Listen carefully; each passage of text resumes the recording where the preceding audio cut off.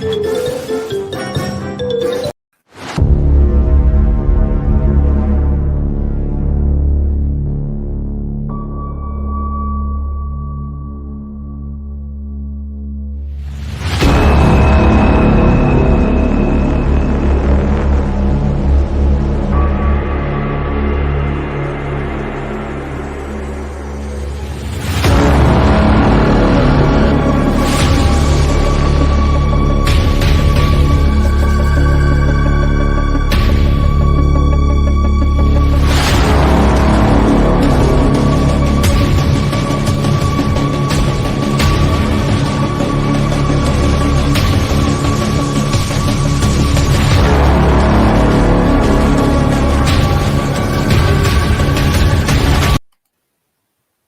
and we're back.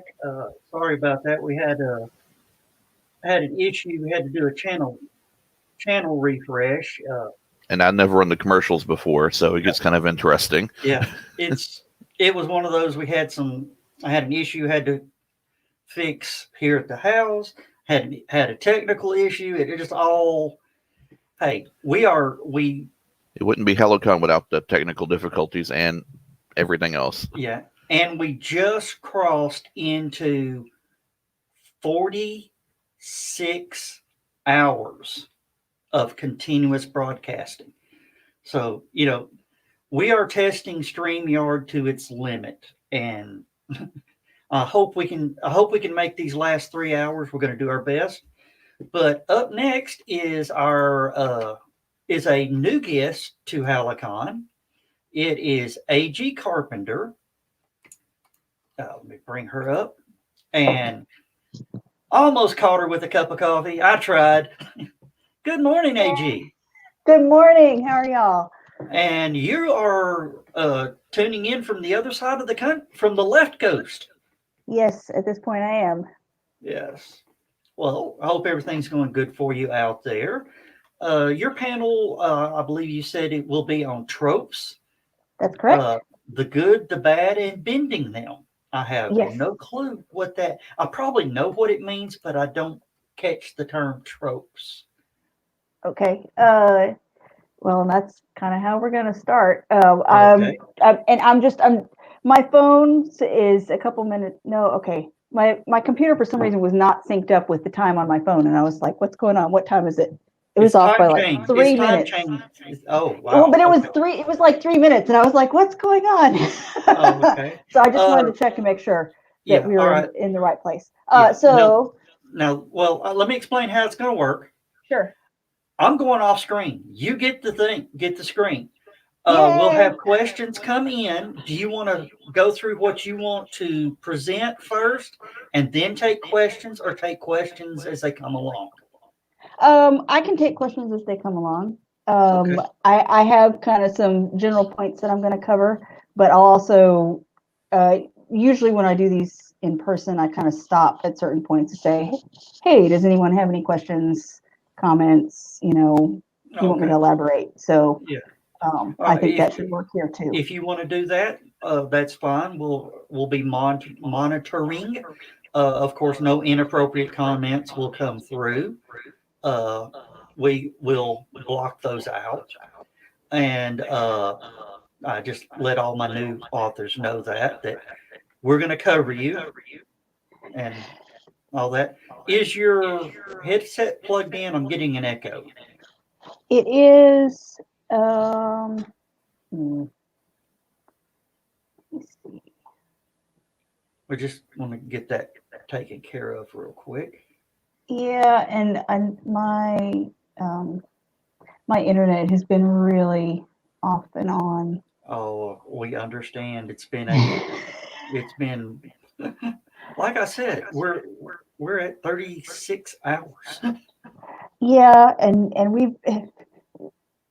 we share internet with the building because we're in a shelter, and also there's also been issues because just in general, everybody's virtual right now with school. Yes. So they went from having like 5,000 students a day online to having 65,000 students a day online, and everything in the city has just kind of like taking a big dump. Well, that's Even understandable. on non-school days. Yeah. So, Okay, so I'm gonna toss it over to you. You have full control. We will see you. Like I said, we'll be monitoring everything. And oh, well, I'm gonna throw this up. You may know this guy, a guy named Chris Walker. Says good afternoon here and good morning oh there, yes, Chris. AG. Hey, Chris. All right, so I'm going to drop out, and ladies and gentlemen, AG Carpenter. Yay. Okay, hold on. Coffee. Mm. So if you're not familiar with me, I write primarily fantasy, science fiction, and some horror. I write as A.T. Carpenter. Falstaff Books has the majority of my published work at this point, but there's also some self-published stuff. And I have a Patreon if folks are ever interested in checking that out. You can. Well, let me make, if you would, tell us what that Patreon is, and we'll type that in real quick, and we'll scroll across the bottom, your website and Patreon. Yeah, and I will say that my website is pretty much dead at this point because I have had, well, where'd it go? I have had so much going on that I have not been able to keep there. I do have an author page on Facebook. If you type in A.G. Carpenter, like author, it should show up, but there's, I think, no updates there from the past 2 years. But the Patreon gets updated at least a few times a month. I was sick this month, so I spent a couple weeks where I just wasn't doing anything. Yes. Hold on, I'm waiting for it to pull up. I think it's patreon.com/AGGY Carpenter, but I'm waiting for it to load and tell me for sure because I always get a little confused about that. It's always tricky, trying to get the same name across all your platforms, so sometimes they change. But while I'm waiting for that to load, I'm just going to say, so we're talking about tropes today, and the origin of tropes. I looked up the definition because I know kind of what they are in fiction, but I figured I'd check it out. Officially, it's a figurative or metaphorical use of a word or expression or a significant or recurrent theme, which is how they're typically used in fiction. And it comes from the Latin to turn, or the way, the road, which is important as we get on in this as to why that works. Why is this not wanting to show me what my address is here? Let me try this. Hold on. Yeah, it's patreon.com/Aggie Carpenter, and the A at the beginning of Aggie is capitalized, and so is the C at the beginning of Carpenter, which I think is important because I've tried to link it before and it gets cranky if I don't do that. All right. So when folks study genre academically, tropes are the thing that they look at to say this belongs in this genre or this other one. There's a reason why we have cozy mysteries versus thrillers. Cozy mysteries have certain elements to them, usually, the amateur detective. They tend to be small town. They start with little plots that then suddenly turn into big plots, or they're, there's a murder and the amateur detective solves it because they can relate it to something very personal and seemingly unrelated. And if you're not familiar with cozy mysteries, Miss Marple, Father Brown, even Miss Fisher's murder mysteries, which are fabulous, and the Cat Who books, which I think have kind of fallen out of favor, but used to be really popular. There's a ton of them. And they're great. They have cats in them. Siamese, I think. It's been a while since I read them. But tropes are kind of those things that when you read a book, you say, oh, That's what this is. This is this kind of a story. And in science fiction, generally, like the difference between science fiction and fantasy is you have tech versus magic, and then sometimes you get science fantasy, which is an extension where you have tech that is fueled by magic. So it's things that look the original, not the movie version of League of Extraordinary Gentlemen, kind of falls into science fantasy a little bit because it's tech that's powered by some unknown source that may or may not actually exist in the world. They kind of hand wave it that it's, I don't know, some sort of nuclear thing, but I seem to recall that in the comic there was like a floating crystal and whatnot that made it really not not sciencey and more fantasy, plus invisible people for no particular reason and things like that. So that's what a trope is. And they're great because when you're writing in a genre, you want to know what those tropes are because they work as a shorthand for telling your readers what your story's about and kind of the mood of it, because there's a lot of variation in subgenres between, you know, dark fantasy and high fantasy and low fantasy and epic fantasy. Each of those things have similar elements and tropes, but they also have individual things that make them more one or the other. And the same with science fiction. And science fiction, I think, in general, has sort of more subgenres than fantasy. But don't quote me on that because it gets kind of blurry. Coffee, yay.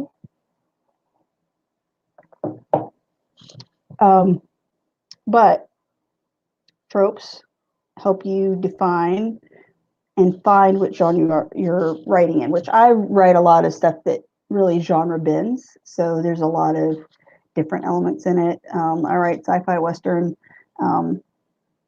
which also has a very strong horror bent to it, which somebody the other day told me, well, like, doesn't most modern sci-fi Western have a horror bent to it? And I was like, I mean, maybe. I'm trying to think of a lot of science fiction Westerns lately. And of course, the sort of penultimate right now is Westworld, which I think kind of went in a different tack. I haven't seen any of season 3. I saw the first 2 seasons. I haven't seen any of season 3. So it felt kind of like a Western, but not in a Western setting when I watched the trailers for it. So I don't know. It may have gone completely in a different direction, but it definitely had some horror vibes, particularly kind of body horror, which is a subgenre of horror, and again depends on particular tropes.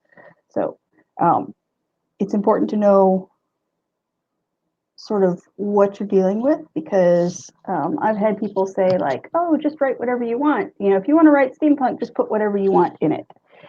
That doesn't really work.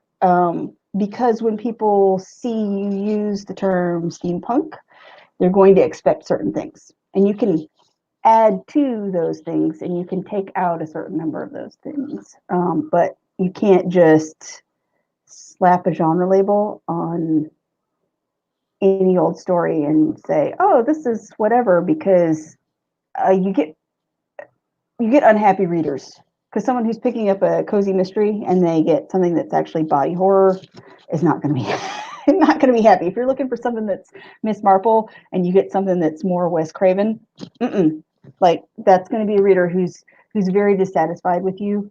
And of course, the trick is that sometimes you pick up readers you wouldn't normally pick up, but you have to be very aware of kind of what you're doing because chances are you're just going to annoy people if you misuse your genre labels and people come into it expecting certain elements and then they don't get those. If you want to learn more about classic tropes, because there are very defined and specific tropes as well as newer ones. We're going to talk about how that happens with trope bending in a little bit. But tvtropes.org is a massive database, and it can be a little tricky to search because if you don't know what you're looking for, it's I think they have like a not a glossary, like an index. But you can also go through and they will, there's a page where they like pop up a new trope every day, so you can just kind of browse through. But they talk about specifically not only which tropes exist kind of multiple times, making them a trope. So it's not just like an individual using a theme a particular time, but like, hey, this thing shows up more and more and more.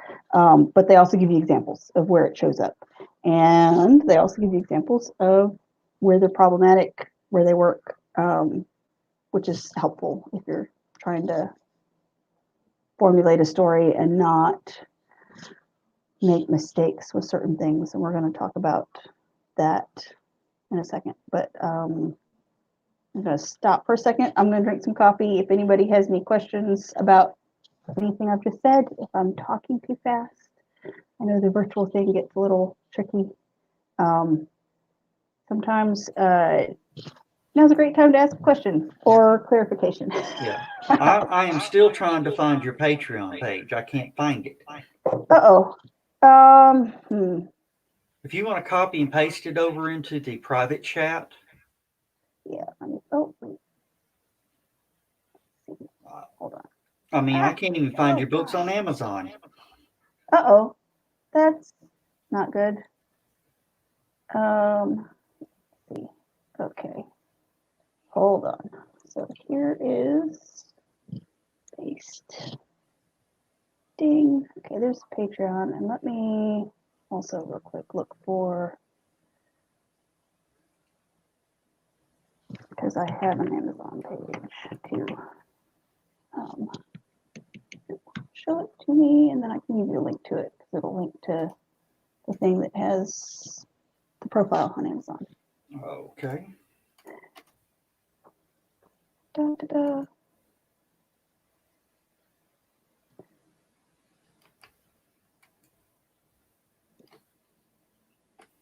Okay. I just did a link test, so making sure of that.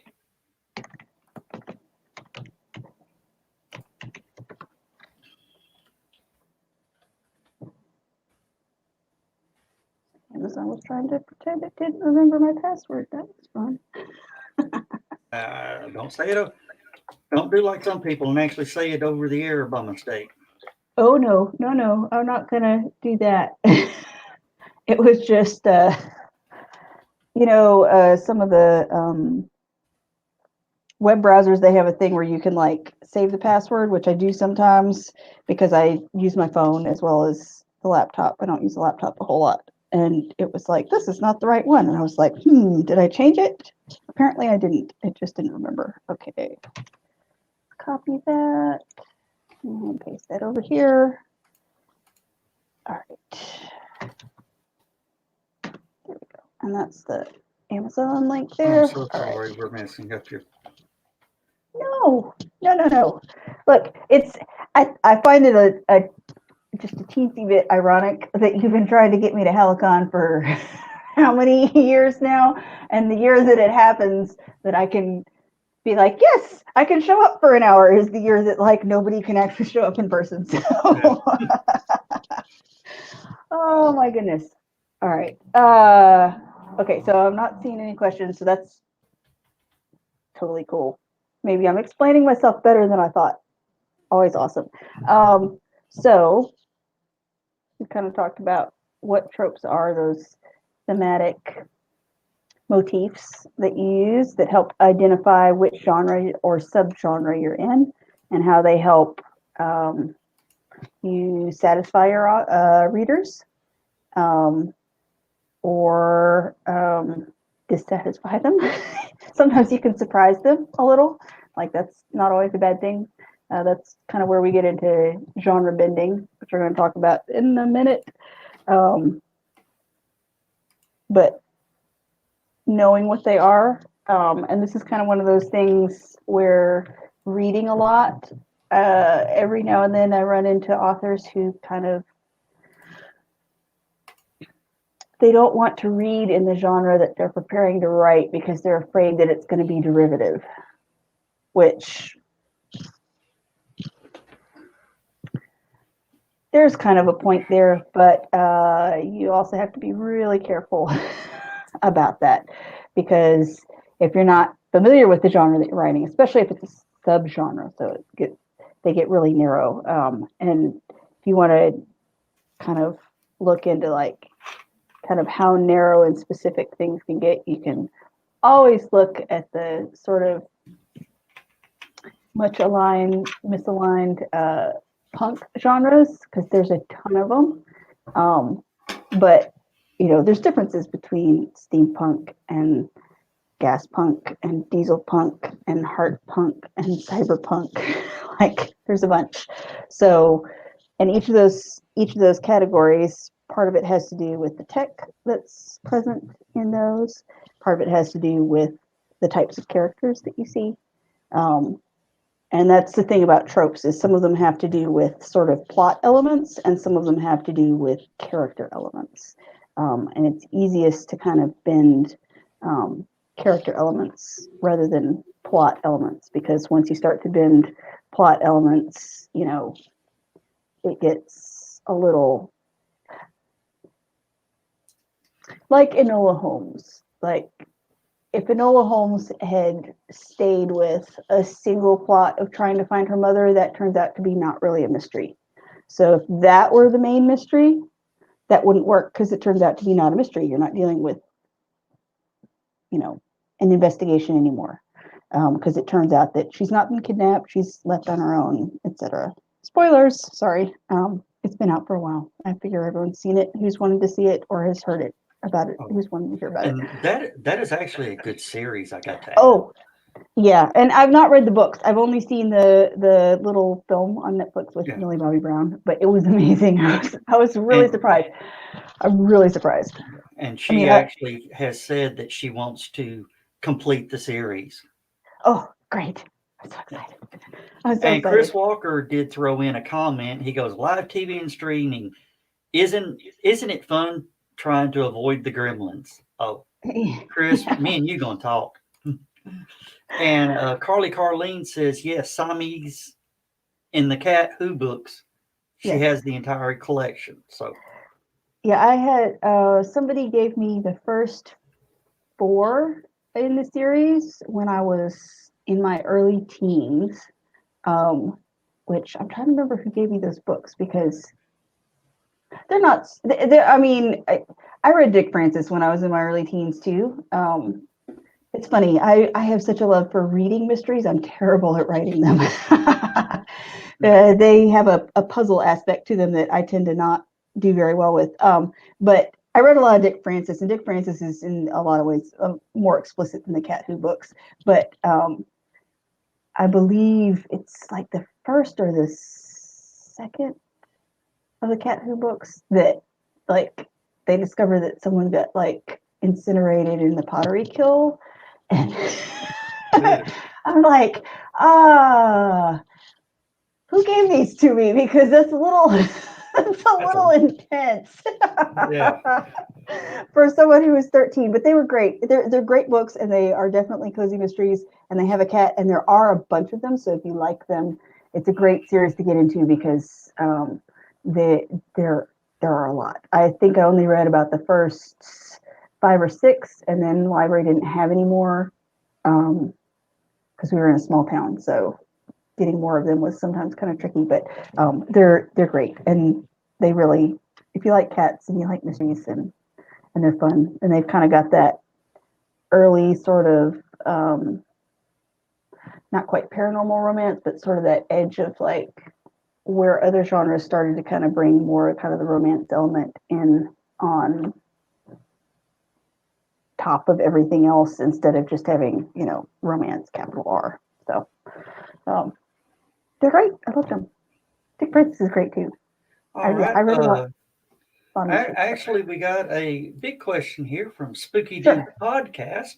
With social media platform algorithms forming a barrier between you and your audience, what are some ways you found to get your content more exposure and reach a wider audience? Okay, so probably the most effective thing that I found is doing the themed Twitter chats, which I think are still a thing. Uh, my personal life has been really crazy, so I've not been on social media a whole lot for the past 18 months, but I was doing a lot of Twitter prior to that. And I participated in Creature Chat, and these are all hashtagged, but hashtag Creature Chat. Trying to remember. There's several. I did one for a while that met like every other weekend. We'd meet on a Friday, and then like 2 weeks later, we'd meet on a Saturday. That was a virtual bar con for folks because I wasn't able to attend a lot of conventions. Well, I haven't been able to attend a lot of conventions due to finances, but people, you always see people talking on Twitter about like, oh, I'm at Dragon Con or I'm at such and such con. And a lot of people, even if they go to some cons, they can't go to all of them. And it can be kind of frustrating because you're not there with your people. So I was like, we should just have a virtual con and we'll just bar con. And so we'd have a theme each week that we met and just kind of talk about stuff and people could pitch their books. But there are, if you look on Twitter, there are themed chats, I think, every night, or depending on your time zone, every afternoon. And they're a great way to kind of find folks who maybe don't know who you are. But, if you look for things that you write about, like creatures, and the creature chat is great because it's sort of any type of creature. So it can be anything from like, basically anything that's not human. So you can have aliens, elves, dragons, monsters. So you get a lot of different people coming in to talk about kind of the things that they write about, whether they're writing monsters as horror or monsters as main characters, elves, etc. It's a great little chat. And that's really been kind of the best way. The whole advertising thing on Facebook and Twitter, you have to have a lot of money to throw at that for it to be effective. Yes. And I know a lot of newer authors tend to think like, hey, this is the way to do it, because we all see ads all the time. And I even see a few from, I can't remember her last name, Lydia. She writes the Witch Cat books, and she's been at Liberty Con and Jordan Con, and I wish I could remember her last name. Anyway. Well, I understand about throwing money at the Facebook. I mean, I've spent, a lot of advertising for the virtual HallowCon. Our sponsors help pay for advertising through Facebook. I've not seen one return from it yet. Yeah, and I mean, Facebook does that thing where they offer you free clicks. You get so many dollars. Like here's $5 to spend on an ad campaign, and I've done that a couple times, and I sometimes get a few clicks through. I know some of the other folks at Falstaff have gotten a lot better return on their money. It's just kind of, it's not something that I see that really drives sales. No, it's not Ellie Rain. It's it's not Ellie Rain. Okay. Hold on, I could probably look her up.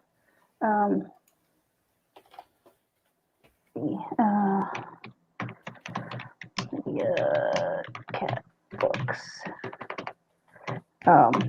She does. Lydia does pretty well because she's actually. Oh yeah, that's not her. That's not her.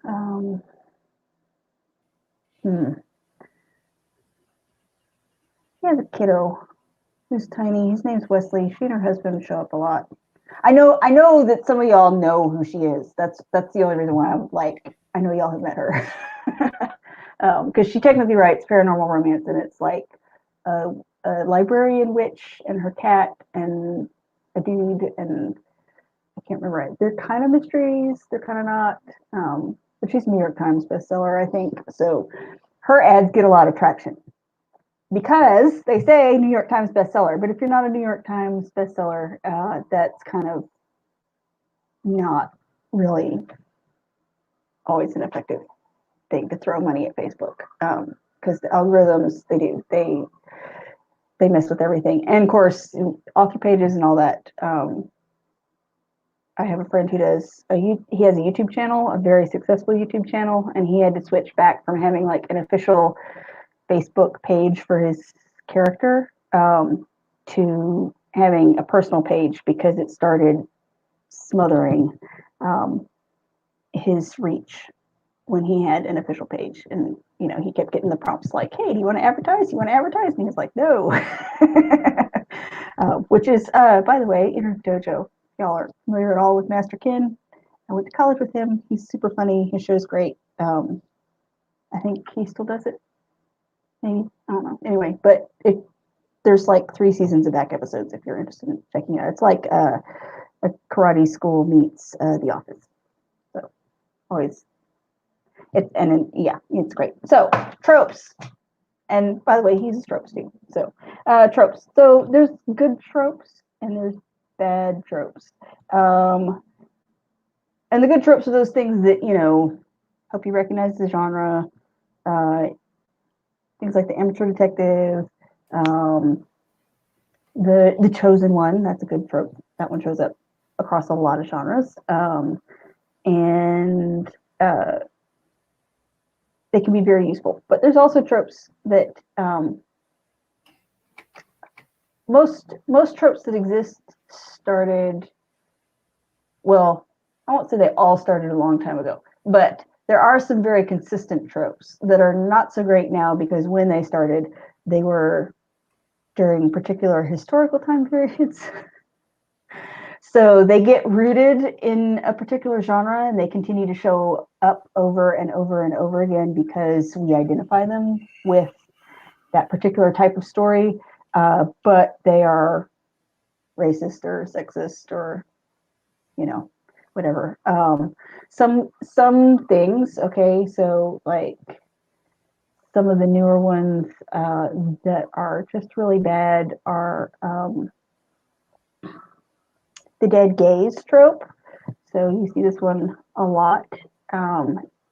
Less so now. There's been a lot of pushback against it, but it was a thing during the 40s that the Hays Code, which was the kind of morality code that Hollywood had to produce material under, said that homosexuality was so bad that if you had homosexual characters, they had to meet a bad end. So you see that a lot still. That I know. I don't watch the show, but I remember the 100. I think there was a plot line that had a lesbian couple and something horrible happened to one of them, and people were really mad about it because it is a thing we kind of expect because that's what we've seen so much. But the reason we expect it is because of censorship. So that's an example of a bad trope. Magical Negro is another one that's problematic, and it doesn't necessarily mean the story is bad if these tropes show up in it, because The Legend of Bagger Vance, which is, a really feel-good movie, is essentially the magical Negro trope. Will Smith's character is there to help the white guy, do his thing. The problem is that when that's kind of the only type of arc that we tend to see for Black, Indigenous, and people of color, it gets to be really problematic. So this is why tvtropes.org is a great way to kind of investigate certain things, because you can see sort of what the origins are, how things have played out, and kind of it's been a while since I've been on there, but used to they would kind of like highlight like, hey, this is problematic for these particular reasons. Oh, I see I've got a question. Chris says, question there. are there tropes that are better for certain genres than others? Well, so there's general tropes like the Chosen One. You see the Chosen One a lot, particularly in science fiction and fantasy. You know, there's like the one dude, and again, slightly problematic. It's usually the dude, but we're starting to get away from that. But I mean, you see it in Winona Earp too. You know, like and they play with that where like, oh, it's the eldest. I'm hoping y'all have seen Winona Earp. It's such a happy place for me. But it's the eldest child in the family who is able to use the gun, and so in season 2, is it season 2, that they discover that the actual oldest sister comes back. Again, spoilers, but that has also been out for a really long time, so I'm sorry. I usually say spoilers before I talk about Star Wars too, because I know there's people who haven't seen even the original Star Wars movies, but also kind of, like there's only so long I can't talk about stuff, and if someone's been out for a few years, I'm probably gonna just like talk about it. So there's kind of general tropes that you see across genres. Genius Kid is kind of a thing. Chosen One. I should have drunk more coffee. Not a trope. Well, I say that. It probably is. Another one is unsuspected hero, like the shy hero. Yeah, that's Blake, our other producer. But you were talking about the 100 where they killed off that character. Yes. There was more reason to killing off that character. Well, and there may be. And it wasn't killing. They didn't want to kill off the character. Yeah. Well, and see, she's actually working another series. Is why they killed her off. Well, okay, and see, and that's the thing that happens too, because I think that happened to a certain extent in what's the British soap opera period piece, Downton Abbey. They killed off the one dude, the blonde, partly because he was going to go do crap. My brain's really fried. Legion. He was going to go do Legion.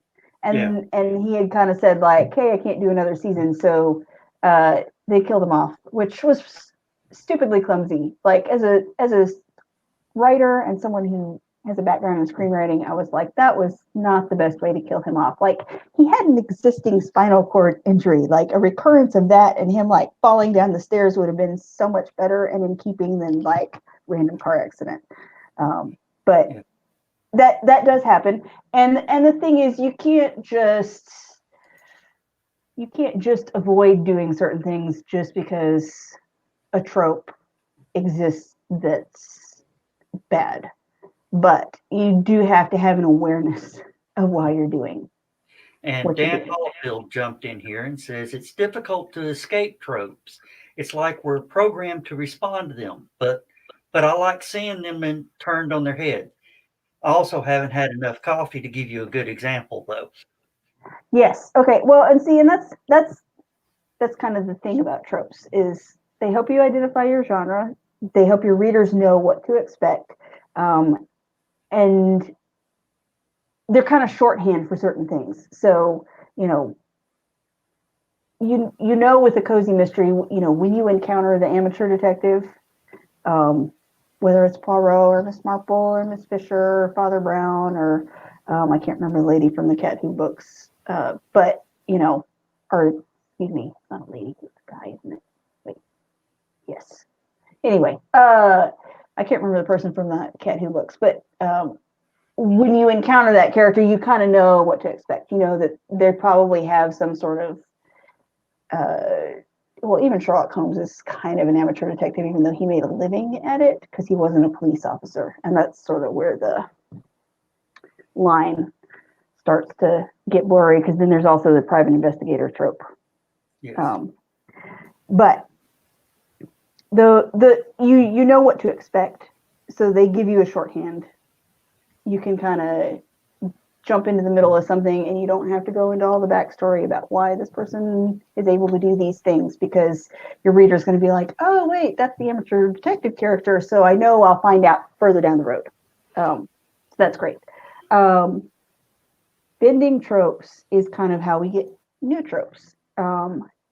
And they can, I mean, I really like bending tropes, and that's a good way to take sort of bad tropes and then rework them into something that where you think, I know where this is going. You have the black sidekick, only he's not the sidekick anymore. Suddenly he becomes the hero, or he becomes something else, the villain maybe.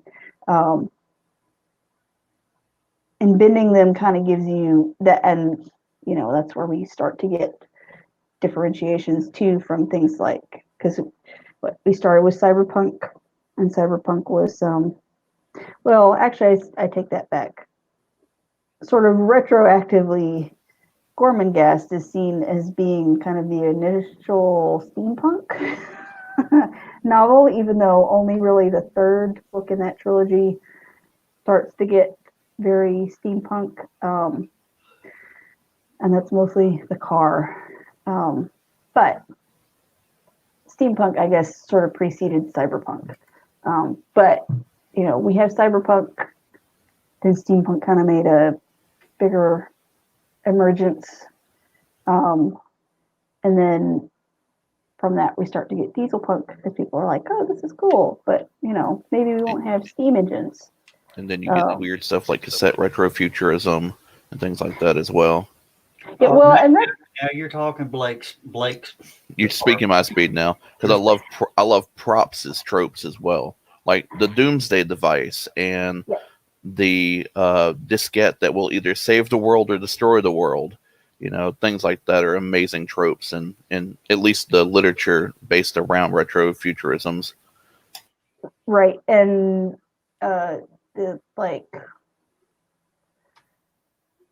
I watched Cursed a couple weekends ago, and it's interesting because it has the magical weapon that's the king's weapon or whatever, but then they kind of turn that a little. I mean, it's Miller, so you sort of expect that, but it gets bent because the weapon itself is kind of the embodiment of absolute power corrupts absolutely. So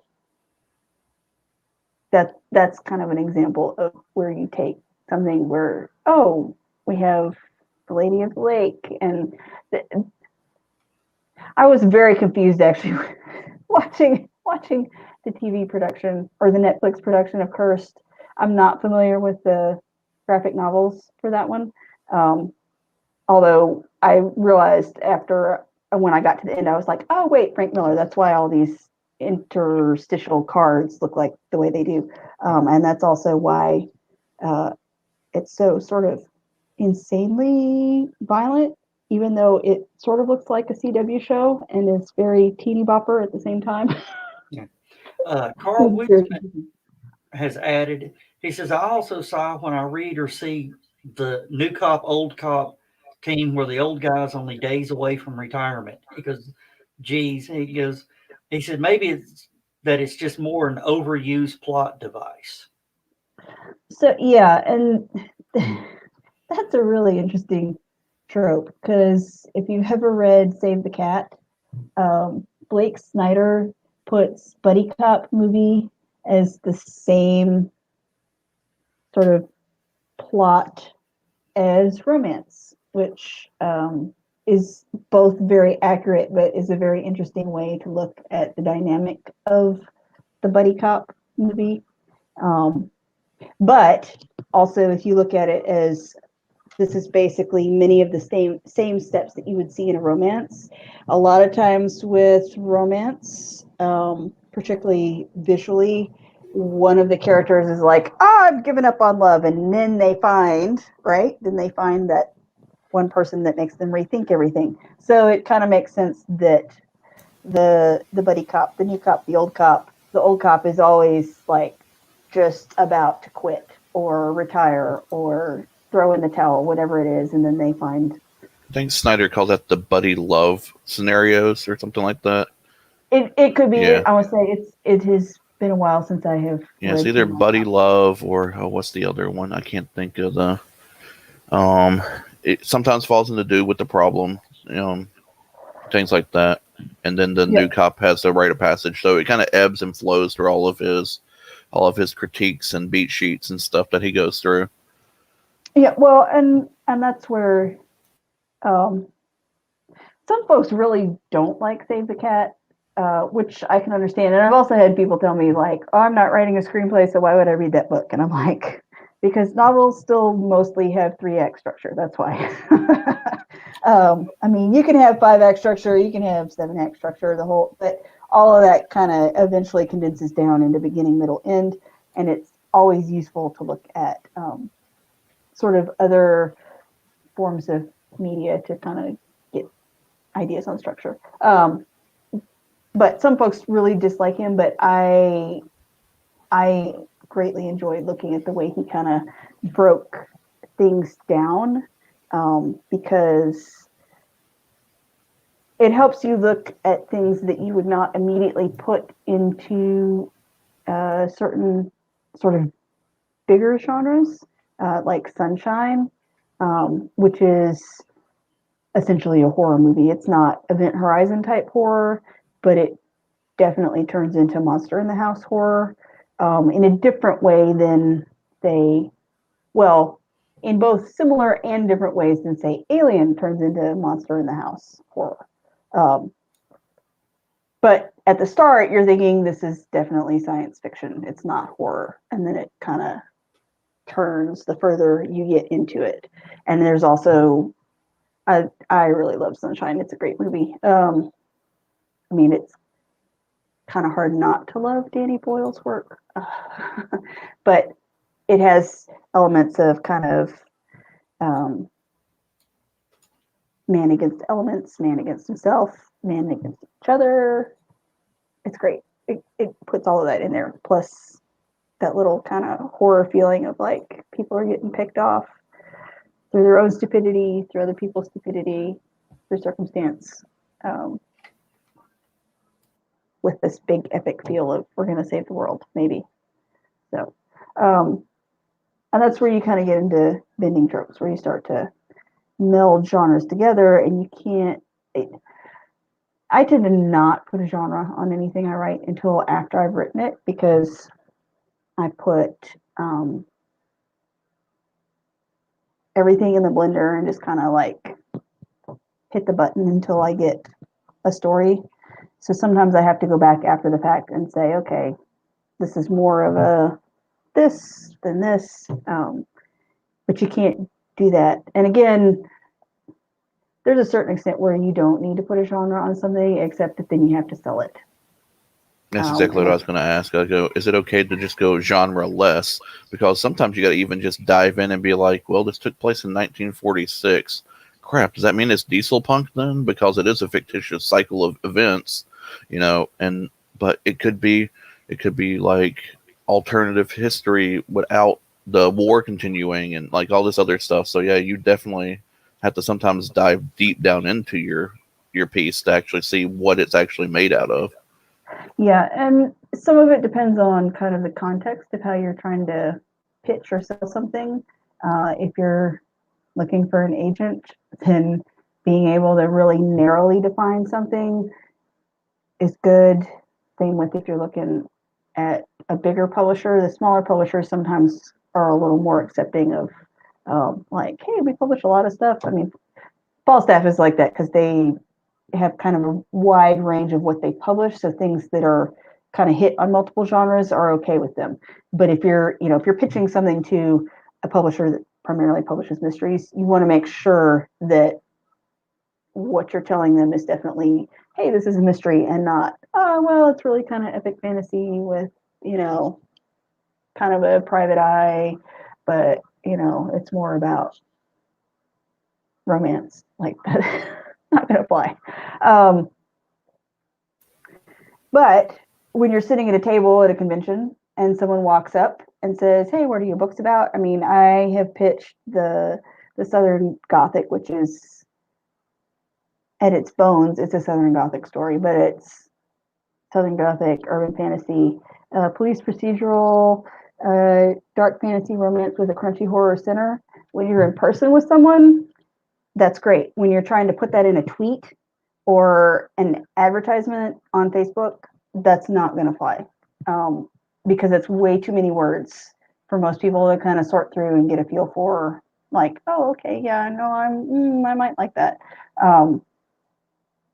Because it opens up so many questions about, like, well, what do you mean when you say police procedural, dark fantasy romance? Some things will work better in person, and that's kind of the tricky part about trying to sell stuff, which I'm really horrible at. I know people who are much better at it, or who can get away with certain things that I can't.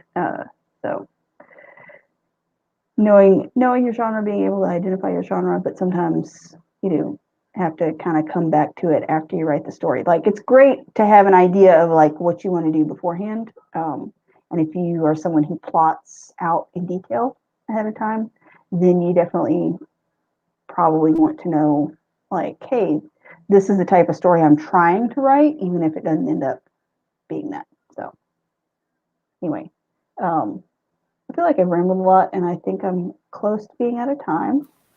So I don't know if anybody has any other questions. I have actually talked about everything on my list to talk about. I just don't know if I've done so in a very cohesive fashion. So far, it's been excellent.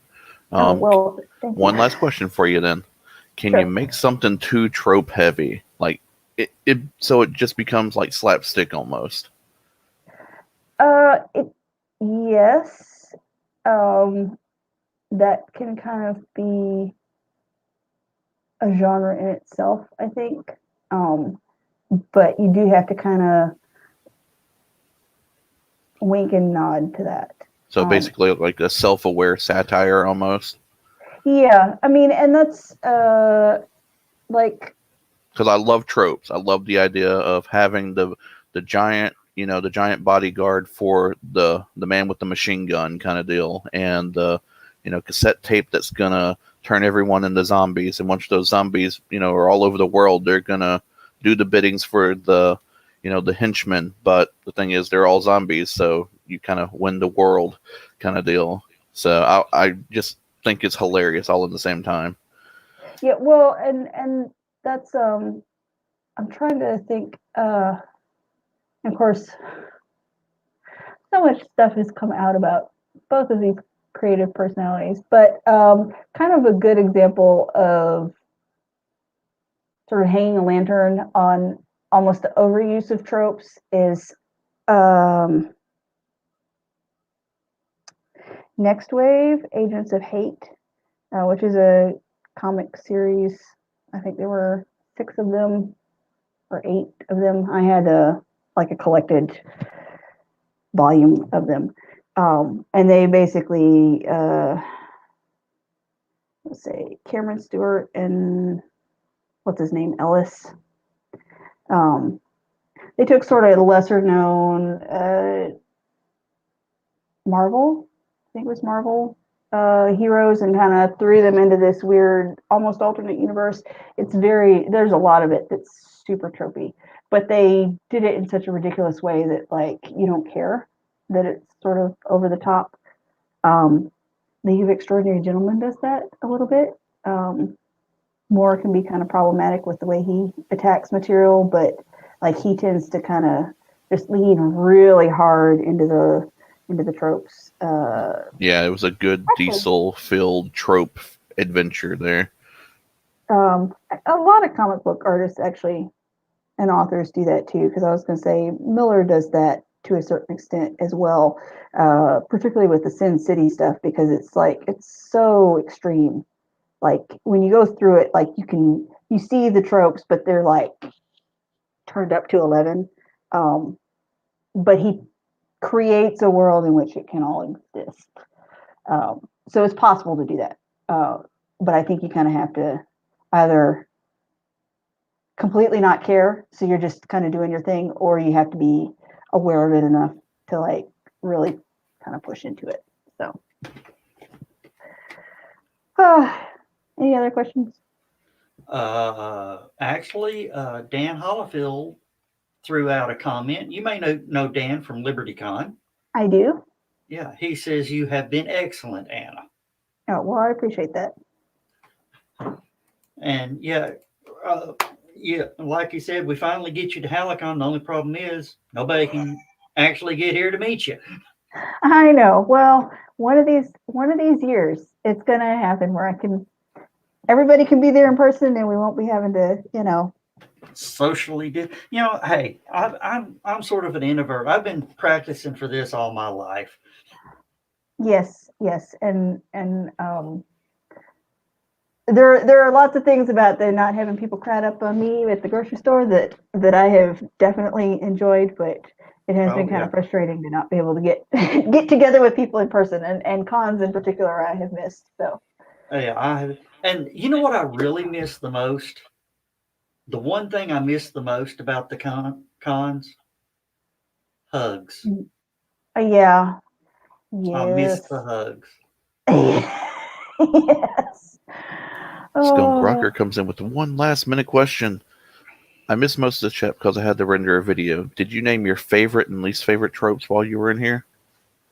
I mean, I talked about some common ones. I'd probably so least favorite would probably indeed be the dead gays, or one that just really made me want to throw my tablet at the wall. I love Stranger Things, but Billy, oh my God, like that's an extension of kind of the dead gays trope, is the like, oh, he was an abused kid and he becomes an abuser, which is an actual thing, and there's a lot of reasons for that, but then they kill him off. Oh my God, instead of like his redemptive act is to die. I hate that so much, even though it was a great scene, and such emotional impact, but really, can we just like lean away from that a little more?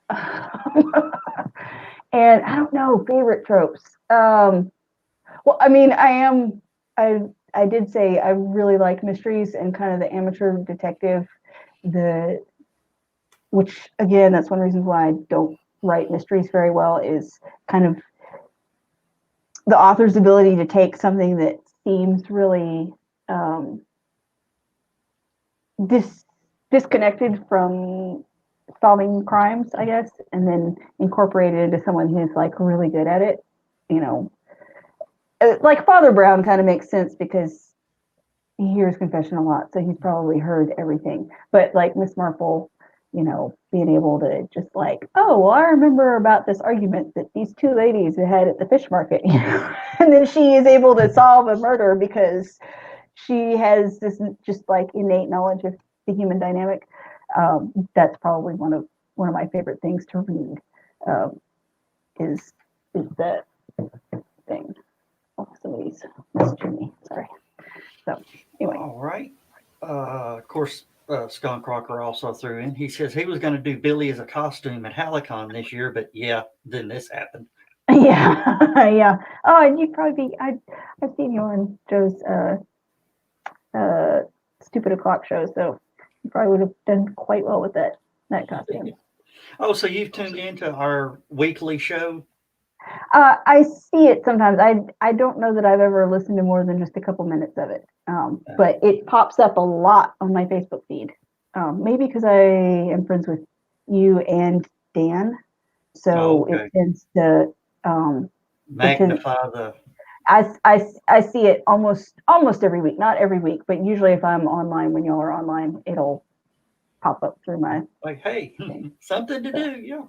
Yep. All right. I was just sort of waiting on our next guest to show up, but she hadn't made it yet. But we're going to go ahead and close out because we had our, Yes. like I said, we paid for, Facebook advertising and our sponsors helped cover that.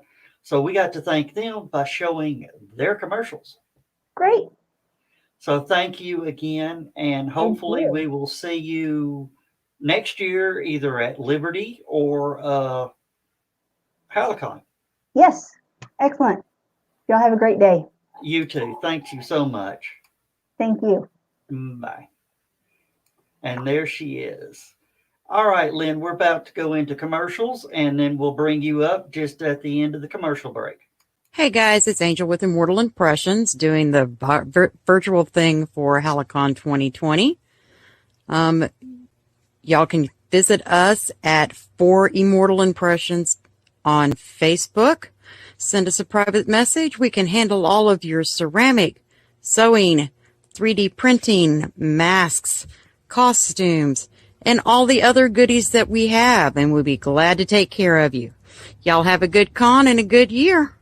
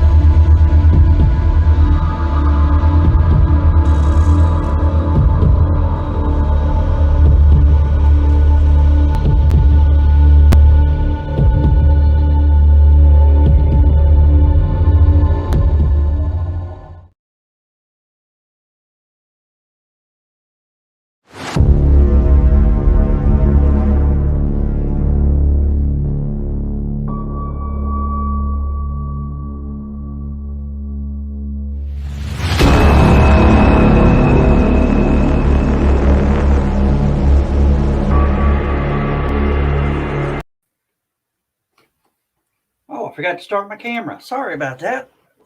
Hey, we are now rolling into hour 35.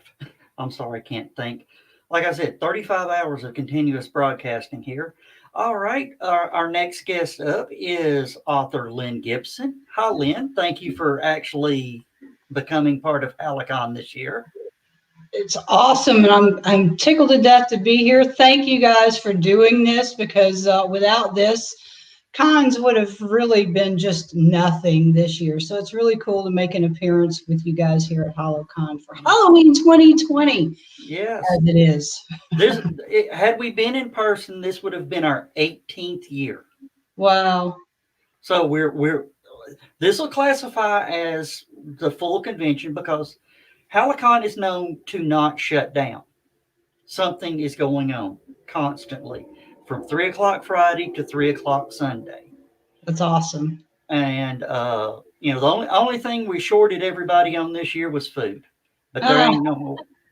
And I'm actually considering possibly pulling off a spring virtual convention and getting a DoorDash code. Oh, that would be awesome. Yeah, I was sitting around in the green room and I was looking for food. It was like all the cons I've been a guest at there's been awesome food in the green room. I'm like, there's nothing here.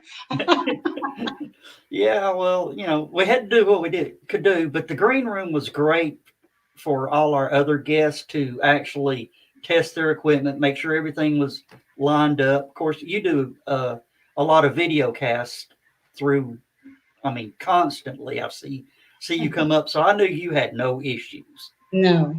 All How right. to do it every once in a while. Yeah. Here's how we're gonna do it.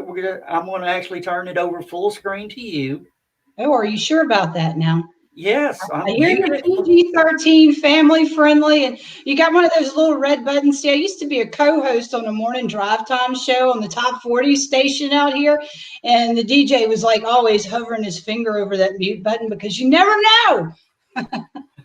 Yeah, but we got this rolling for you underneath, scrolling under the screen. Awesome. So, people can actually find your books and stuff. Cool. But yeah, and I'm going to let you make this call. We'll get comments through the chat room, and we can bring comments up on the screen like this right here, where Chris Walker said to the last guest, maybe next year. So do you want to take those as they come in, or ask for them throughout your panel, or all of them at the end? If there's a moderator, he can break in and ask. That would be fine. I have a small screen up in front of me now. Unless there's some way to make it bigger, I can't see the question. I can see the box pop up. So if somebody wants to holler out at me, I'm cool with that. It's all good. Okay, and I'll read them off to you because I'm playing moderator. Oh, all right, good deal. All right. So, ladies and gentlemen, author Lynn Gibbs. Well, thank you so much. I'm just tickled to death to be here, like I said. And for all you folks who follow the Twisted Southern Horror Queen stream, greetings to you all, daywalkers and night stalkers. For those of you who don't know me, or maybe you do, maybe we've met at another con somewhere, anywhere across the United States. You may just know me as the chick that dresses like it's Halloween every day, because it is Halloween every day. Who needs October 31st, right? But I am an author. I'm a radio personality. I do a podcast on Tuesday evenings, 7 Central, 8 Eastern time.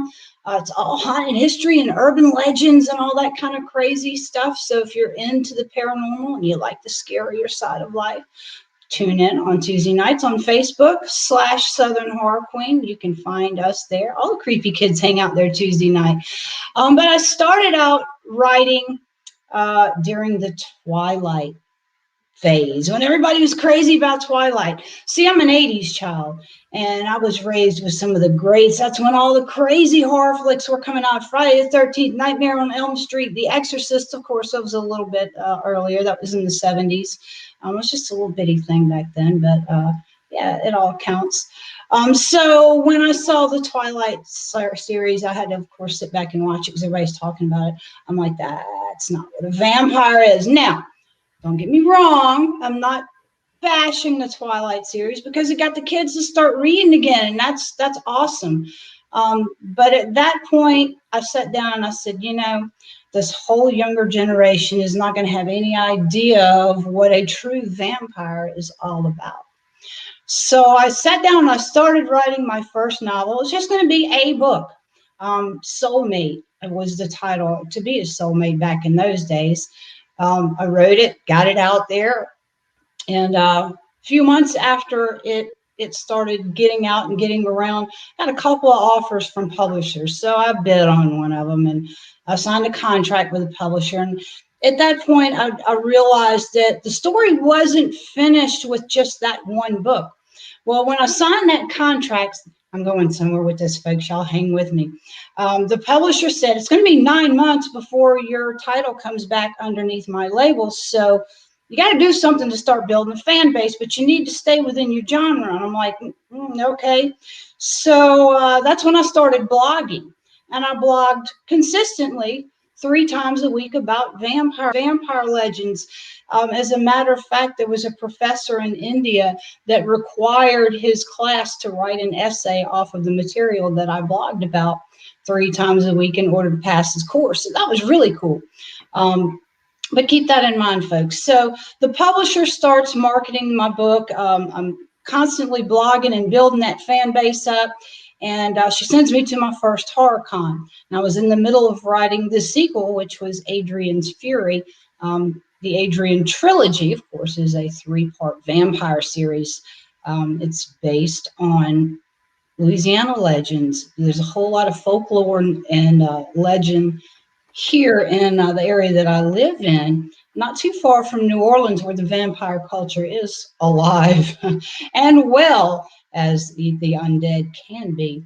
So Spooky Empire was the first horror con that I had ever attended as a guest. And it's a massive con. If you're not familiar with it, it's held twice a year, biannually. They do Spooky Empire in October in Orlando, and they also have a make event, which they call Mayhem. So my husband at the time was not into horror at all, and I've always been into horror, very hardcore. So we pull up into the parking lot so I can go check in and get all my books out or get my book out on display. And the first thing he lays eyes on is a zombie walk. And there's like 100 people dressed as zombies lining up out there in the parking lot. And he says, "Oh my God, what have you gotten me into?" So we get set up and we're at the table and all these people, the cosplayers, start coming by and they're all in costume and I'm in heaven. This is fantastic. I'm dressed up. Everybody else is dressed up. This is great. The books are selling like crazy. And my poor husband's sitting beside me going, "Oh God." And somebody walks by and says, "Have you seen the car show yet?" Oh, well, he woke up then. Like, there's a car show. Let me go check this out. So he goes and he's gone for a couple hours and he comes back and he says, "I can build better than anything out there." I said, "Okay, well, do it." So he did. And he built the Adrian's Fury Dragster because that's the book that I was in the middle of writing at that time.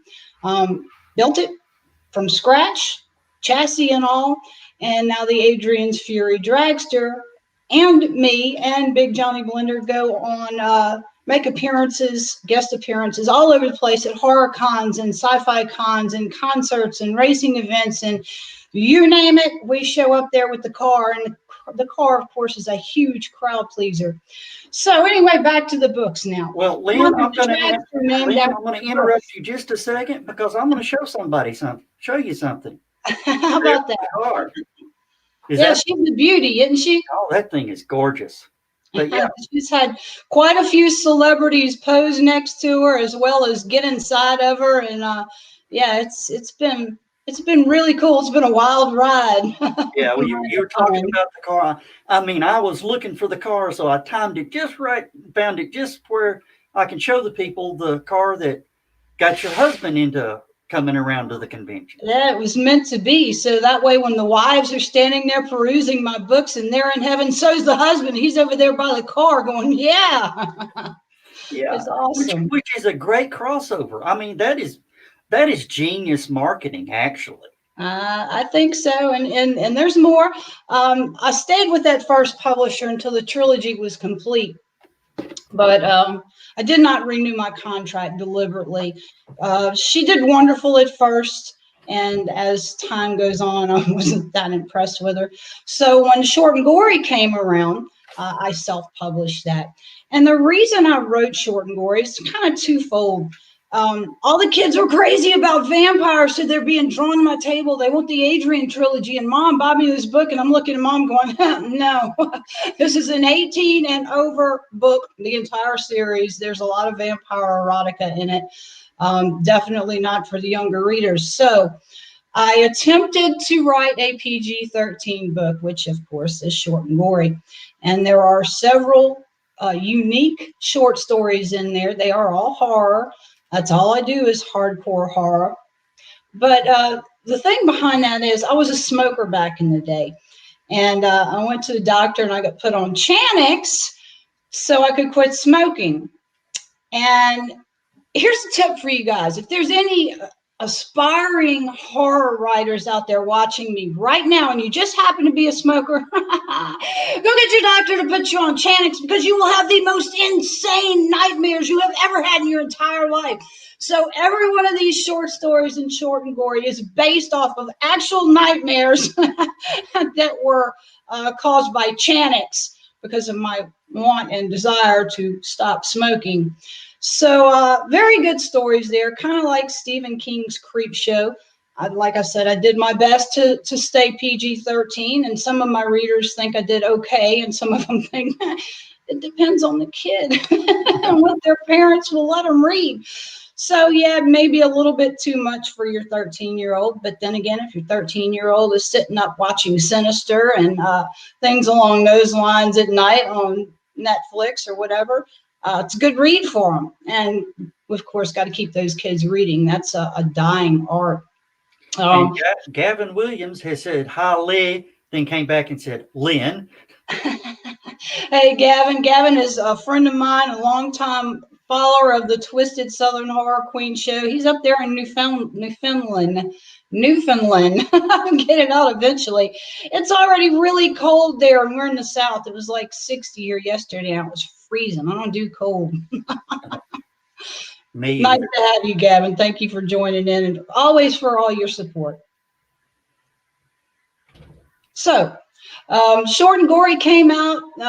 There were several cons where I was guest, and when you're a guest at a con, they always want to promote your newest work. So there's a whole lot of posters that have the Short and Gory book cover on it. Well, about that time is when the contract expired, and I decided to self-publish. So I sat down and I rewrote the Adrian trilogy, as well as Short and Gory, and put it under my label. But when I rewrote the Adrian trilogy, I made sure that the dragster was mentioned in that book. So therefore, she is a celebrity. So she makes celebrity guest appearances as well. And the husband and I kind of butt heads because he wants to race her, and I'm like, no, you don't drive that car on a track. She'll get dirty, and there's racing fuel, and she might get bent up. No, she sits in the spotlight. So yeah, she definitely makes a whole lot of appearances. Like I said, tons of celebrities have just absolutely fallen in love with her. You've got one of the videos that has several pictures of celebrities standing there by the car posing. That's the cool thing.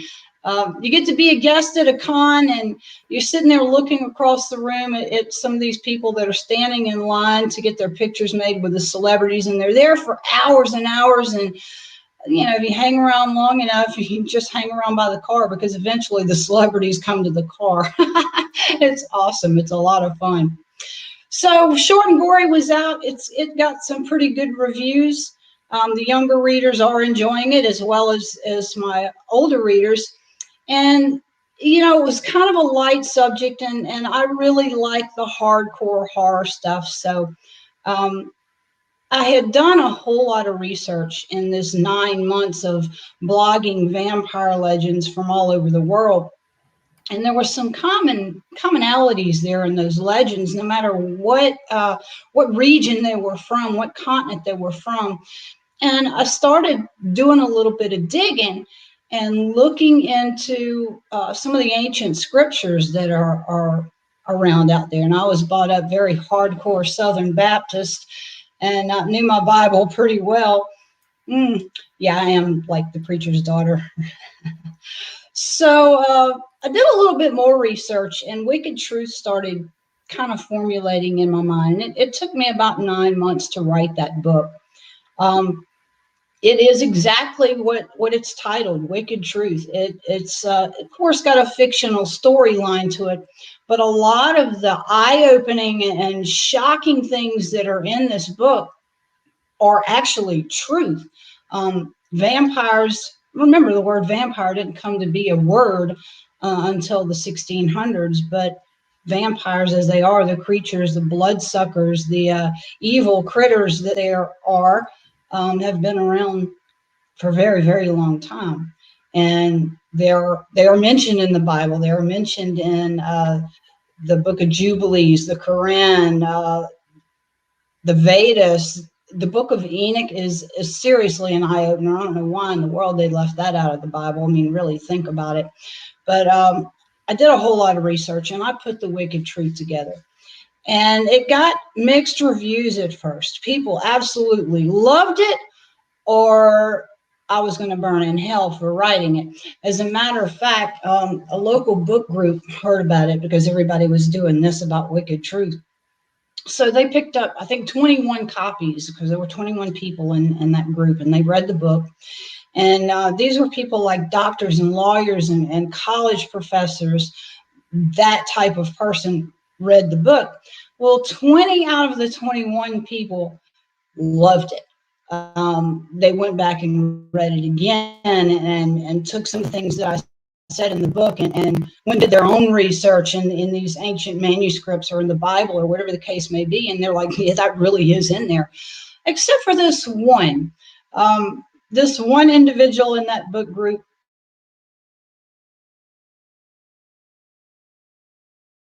in a bag along with a prayer book, some set of rosary beads, some holy water, and yeah, sent that back to me. Didn't want it in her house.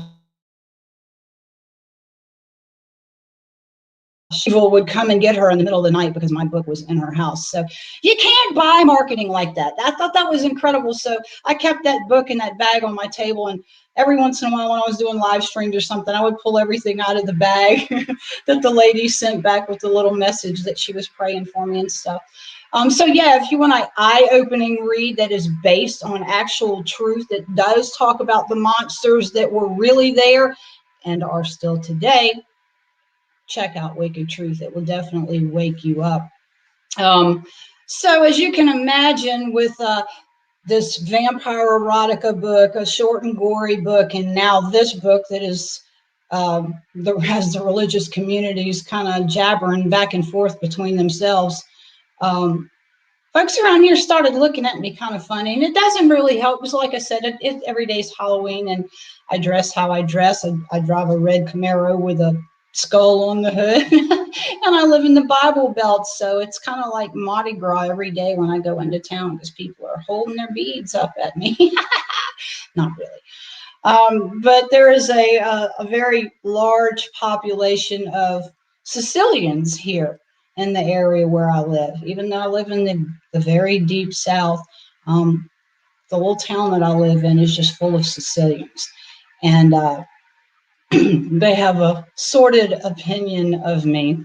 So I went and I did a little bit of research on Sicilian urban legends.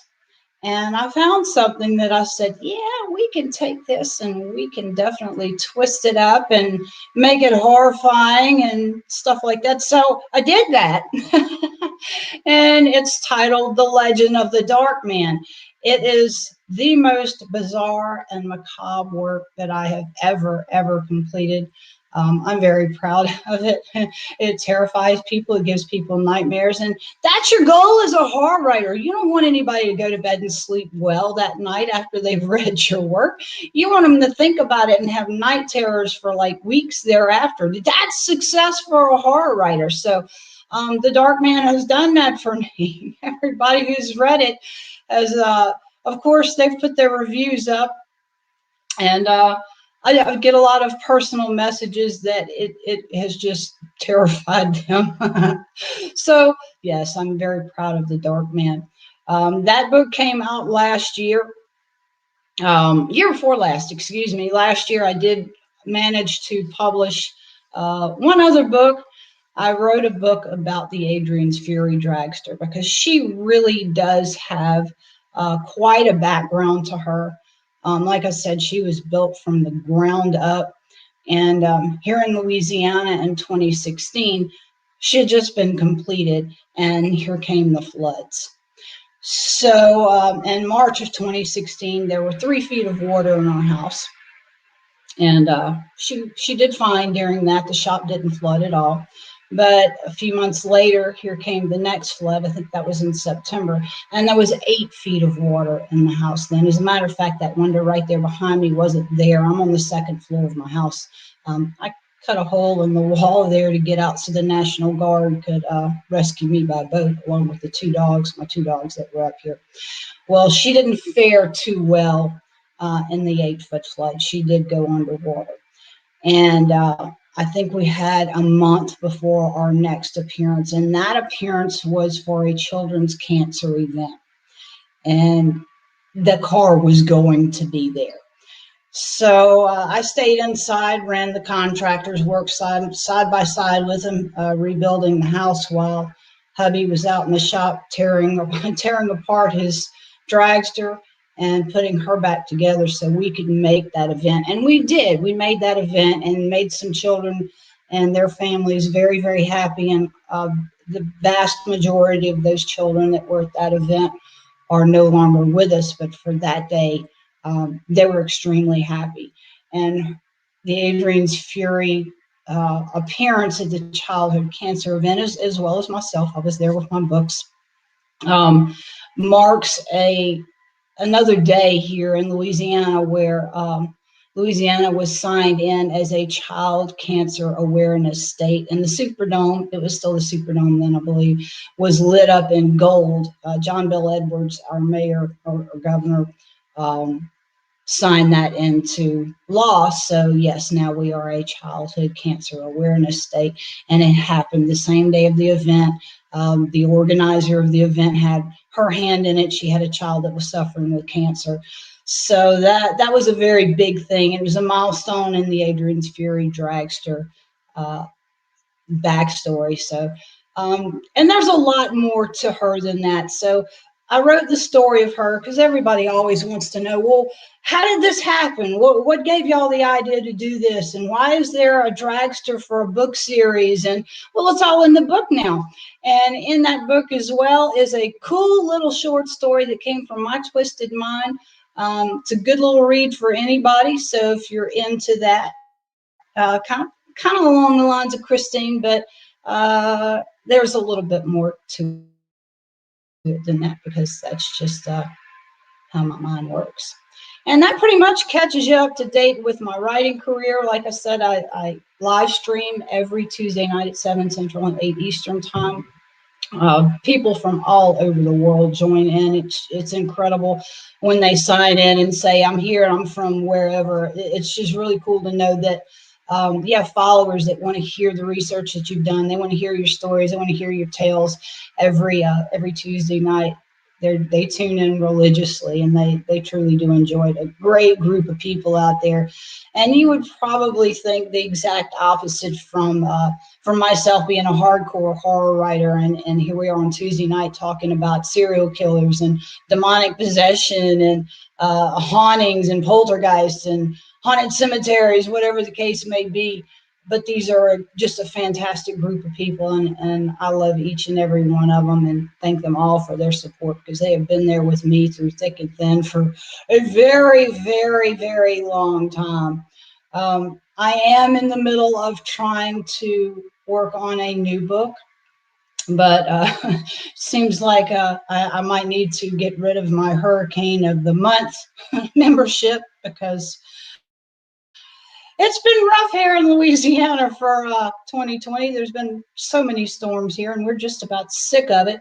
But hopefully they'll dry up after this next one. Yes, there is one more looming down there in the Caribbean right now that we're just kind of bracing ourselves for. So if it comes, it comes. If it doesn't, maybe I can get back to writing, and hopefully mid next year there might be a new book release for me. So that's about it for me as far as catching you guys up with the writing career. If there are any aspiring authors out there that have any questions, I'd be more than happy to answer them for you. I see Gavin's got another question up there, but I can't see the box. Gavin is quite... I had my mic muted. I'm sorry. I was trying to get your attention. Gavin says, every time I heard the wicked truth, I always say to myself, the holy book, the Legend of the Dark Man, and the book about Adrian's dragsters are great read. Yeah, he's read those books. I think Gavin's one of two people I've shipped books off to Canada. That's another really cool thing too, is shipping stuff off all over the place. Greece, I think, is as far as I've actually shipped a book. I had a fan of the Adrian trilogy out there on the island of Greece. Is that incredible or what? Oh, wow. And there's some pretty cool vampire legends that come from that area as well. So she was all into it. That was awesome. So if our viewers have any comments, it's time to start throwing some comments up here, because Miss Lynn still has about 30 minutes. Oh my goodness. See, I tried to keep it short. I didn't want to bore the audience. I figured there would be people popping in, asking questions and that kind of fun stuff. So I wanted to leave plenty of time for that, if that one was one of the things. We are ready for the comments. They're like, no, this chick's crazy. We're not messing with her at all. Oh, no. Well, that's okay. We'll talk a little bit more about the Adrian trilogy and what's going on there. Everybody has written their flavor of vampire, from, like I said, Twilight to all the way back to Nosferatu. That poor guy right there. I've always felt so bad for him. That was supposed to be classified as a horror movie, but it always tugged at my heartstrings. Anyway, it's kind of written in modern times, but it bounces all around. Book one goes back to way back in the day. Christian, the main male character of the book, was one of the first, or he actually was the first vampire as far as the Adrian trilogy is concerned. He was cursed by a deity. What started him out, warring kingdoms, and he was in love, or accidentally fell in love with the king's daughter, who he was supposed to be married to anyway, but they didn't know who each other were. They wound up hooking up, and the king got pissed off about it, and they ran away and kind of hid out for a while. And the king figured out where they were. So during the winter, they were inaccessible. The pass had frozen, but they knew in the spring there was going to be hell to pay. And the king, of course, sent his men out, and they were supposed to go and retrieve the daughter and kill Christian, but it didn't go down that way. So Christian lost his love there at the beginning of the book, and as men do, he became very angry, very vengeful, and very bloodthirsty.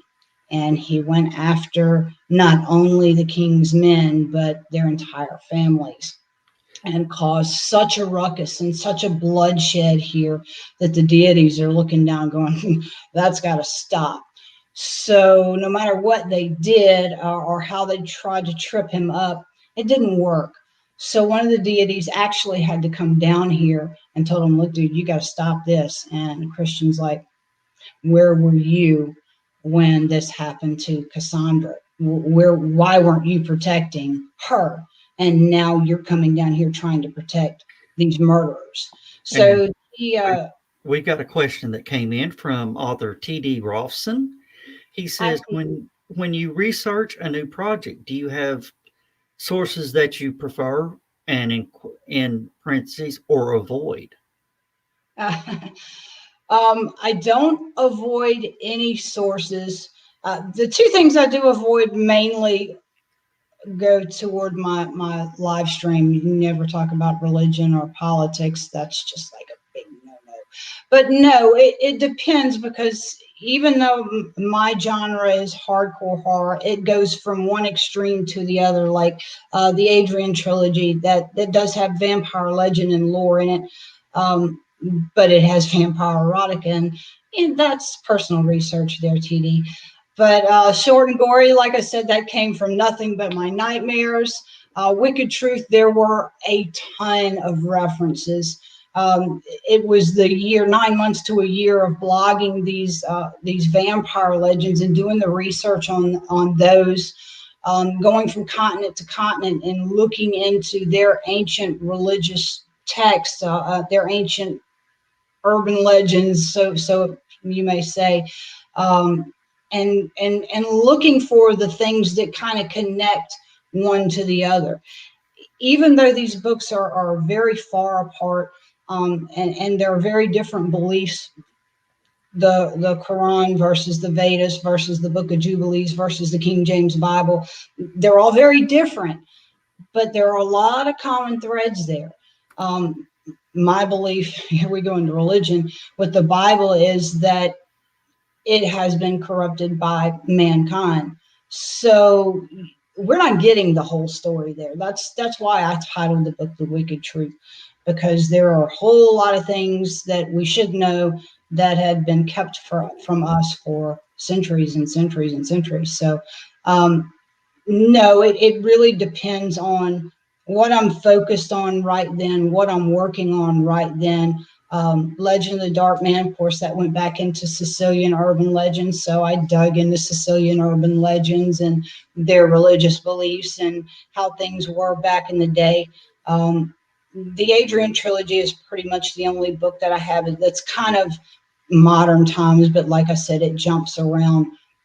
I'm kind of drawn into writing back in the 1800s and the 1900s. There was just something so romantic and so true and so gritty in those times. So I do a lot of research in the material and things along those lines from that time. So that was a very good question. And the next question in from Chris Walker is, do you think horror is a difficult genre to get into? Also, are the fans really interested in new authors or only interested in the established ones? That's really a tough call. I'll take the second part of that question first. You have a little bit of both, and from my experience, most of my face-to-face has been at horror cons or sci-fi cons and stuff like there. And yes, a lot of the draw there is people want to come and they want to meet the celebrities, and you can't blame them. But then again, they do have interest in new things. They've read all these old horror books. They've seen all the old horror flicks. It's really cool to meet the celebrities in person. But anybody who is a true fan of horror is always looking for the next read. They always want that new story or that new angle. Even on a vampire, there's a billion books on vampires. That everybody's got a different vision and everybody's got a different story to tell about their bloodsuckers. So the true fan, they're never sated. They're never tired of it. They always want to read what's next. And hopefully one day this will be a movie. And I'm going, yeah, hopefully it will. I don't think that horror fans are ever going to get burnt out. Halloween, for example, we like the new horror flicks, but we do tend to go back and watch the classics. You got to watch The Exorcist. You got to watch the Friday the 13th and the Scream and the Halloween. It's all part of it. And there are those of us that live, breathe, eat, sleep, drink, nothing but horror.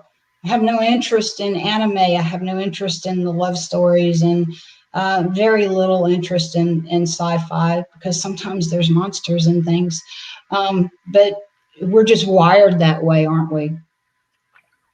And I've actually got a question for you, Lynn. Okay. When you're talking about the movies. Sorry. My voice is about gone. I bet. I got some moonshine here for you. You want to try that? That'll help. Oh, that'll clear everything up. Yeah. When it comes to the horror movies, do you like the old classic black and white, or do you like the color, slash, and gore? My preference is color, slash, gore, demons, all of that good stuff. But you do have to pay your respects for the black and whites, because if not for them, there would not be a genre. There would not be a place for horror. Like the reference to Nosferatu earlier. God, that was it was awful. You had half the world going, this is terrible. And they're forming prayer groups and stuff because of the basis of this film. This is undead. That's evil. That's not of God and all this stuff. And then you had the other half of the world going, yeah, this is great.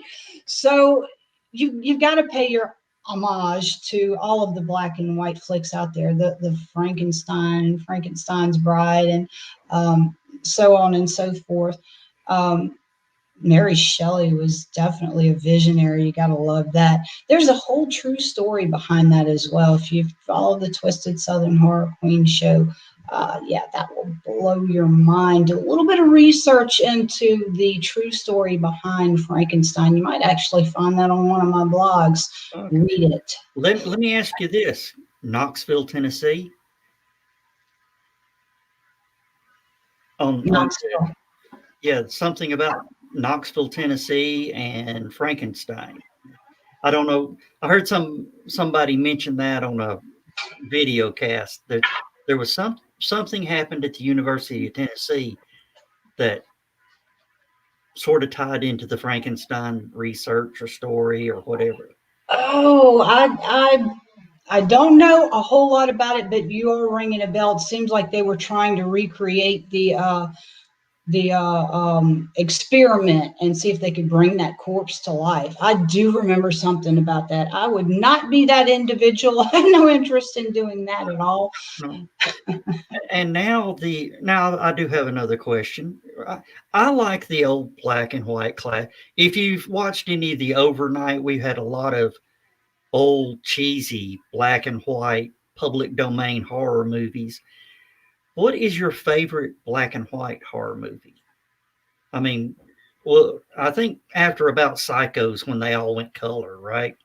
Yeah, and that's actually what I was fixing to say is probably Psycho, that the Norman Bates. Yeah, that was just something about that in black and white. Now I've seen the new revamped version where they did it in color, and to me it's just not as good. There's something about that black and white film. Even though my preference is the new remakes and the color and all that good stuff. Yeah, that one just should have stayed black and white. So yeah, I have to go with that. I wished one of our producers that helped us out all weekend, his name's Kyle, goes by Skunk Rocker. He is the horror aficionado, and the one panel he needed to sit with, he took off. Maybe he was scared. I don't know. Yeah, you scared him off. One of my producers in the background, he's probably giggling away when I said that. But yeah, okay. So I just had some moonshine delivered to me. So here's to you and all your producers and all the folks there behind the scenes that are making this happen. Cheers from Louisiana. Oh, thank you. That's homebrew right there. What is that, apple or? That actually is a cream soda moonshine. It's fantastic. Yeah. Of course, if the rest of my HallowCon crew is in here, let's just say I am known to acquire some of that. Well, they sell stills on eBay. No comment. You knew that already, huh? Yeah. That's awesome. Yeah, I think Blake just jumped in here for a second. Blake, are you with us? Yes, he acquires the apple pie variety usually. We do that as well. Apple pie is good.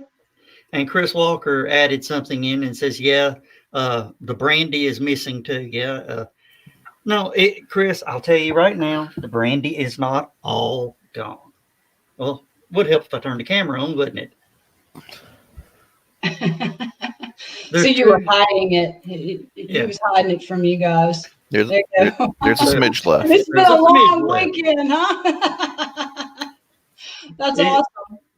But yeah, as you can tell, I've got the microphone down. I'll move that back up. But yeah, I'll turn it back over to full screen to you in just a second. But again, I'd like to thank you. And Chris is talking about the moonshine acquired.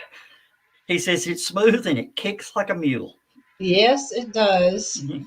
Yeah, it's good when it kicks first and then it gets smooth, though. So yeah, either or, we'll take it either way. All right, Miss Lynn. Actually, I have a question for you. Okay. When we look back on urban legends, they go usually the ones that we recall most often, at least here in the South. I'm from Tennessee. Okay. You're looking at late 1700s into 1800s, things like that. Of course, there's older ones like Bigfoot that may have been around for even longer than that. We see even weird cave paintings and things like that of giant things crawling through the forest and things like that. When do we become our age? When do we become those urban legends? When does the guy in the crazy electric car that will run you over, become an urban legend? How do they become what they become? Like, how do we transcend into that realm as we are in this day and age? That's a very good question. I've never actually thought about it. There's got to be some kind of mark off there. As a matter of fact, I was doing a panel, I guess it's a couple years ago, and somebody said something kind of along the same lines. I went and I was talking about the Myrtles plantation here and the legend behind it, the history behind it, the legends, the hauntings and stuff like that. And they said, Miss Lynn, are there any more current Louisiana urban legends? And I said, well, there actually was one that started in the 50s. So that was like the most current one. So if that was the 50s and this is 2020, what is that, 70 years? So we're probably looking at a few decades before the electric car becomes an urban legend.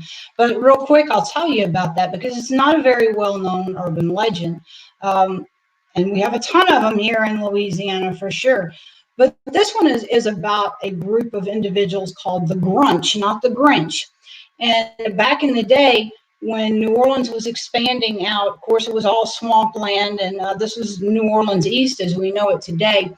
It seemed that, the most elite citizens lived in New Orleans, and they kind of shunned the imperfect individuals like the albinos and the handicapped and maybe the mentally handicapped, whatever the case may be. They shunned them out of the city because they didn't have the appearance that the upper crust of New Orleans wanted representing the city. So as things are beginning to develop, these people are grouping up and they're being pushed further and further east. And they were eventually pushed into a swamp area. And the only access to this area where they were existing, you can't really even call it living back in the day, ended. It was just a dirt road. It started out as a road off the main stretch and it narrowed into nothing more than just a beaten path. And these people continued to live there undisturbed and breed and exist for decades.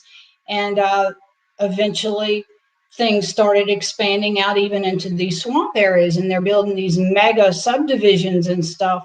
And of course, these people are in their community and they're being disturbed at this point. Well, at some point, you got to put your foot down. Well, these folks have been out here for years and years and years, and they have kind of mutated into something that just is a humanoid, not very much human left to them. They had the reputation of being cannibals. They were very violent, kind of like the Bean Clan, if you know anything about those guys. They just lived and bred and ate and slept and whatever in this one little area of the swamp out there. And when these people started kind of coming in with their equipment and building these subdivisions, they went crazy. So, of course, people started just and disrupted their little community, looking into what's going on out there. They started coming out of the community and kind of tricking people. So these workers and these people who were coming out here to check up on these developments and stuff kind of started disappearing. And what they were actually doing is they would go along that main strip of highway and they would stage a wounded animal on the side of the road.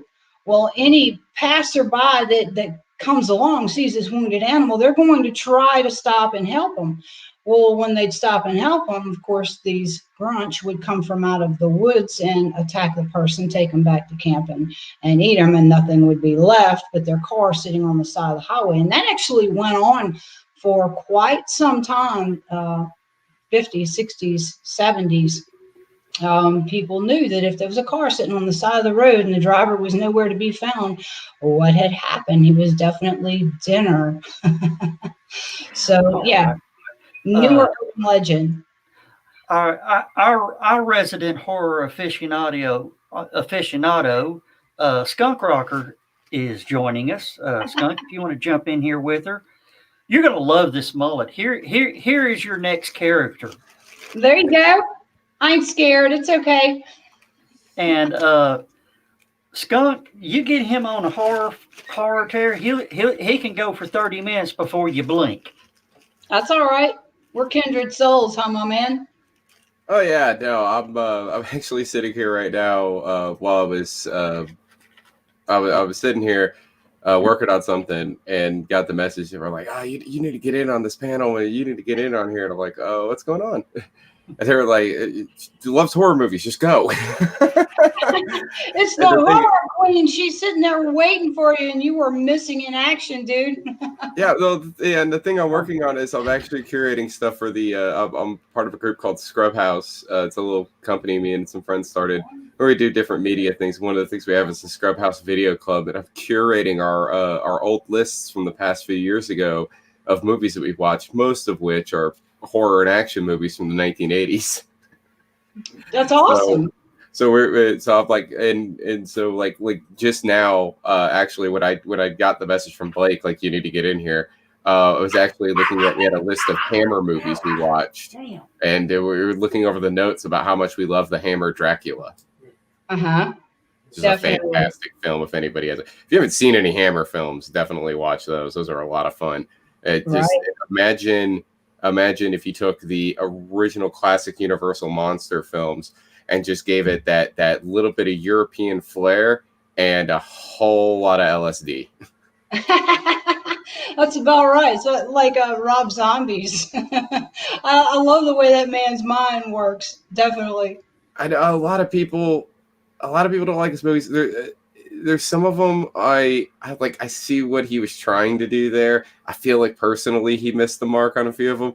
But the Firefly trilogy, I think, is absolutely fantastic. And he's got a bizarre mind, and you got to love a bizarre mind. Everybody's got their own place in the horror genre, but it's like your family, and you got these cousins that are weird, and you really don't associate with them except for on holidays or around family reunions and stuff.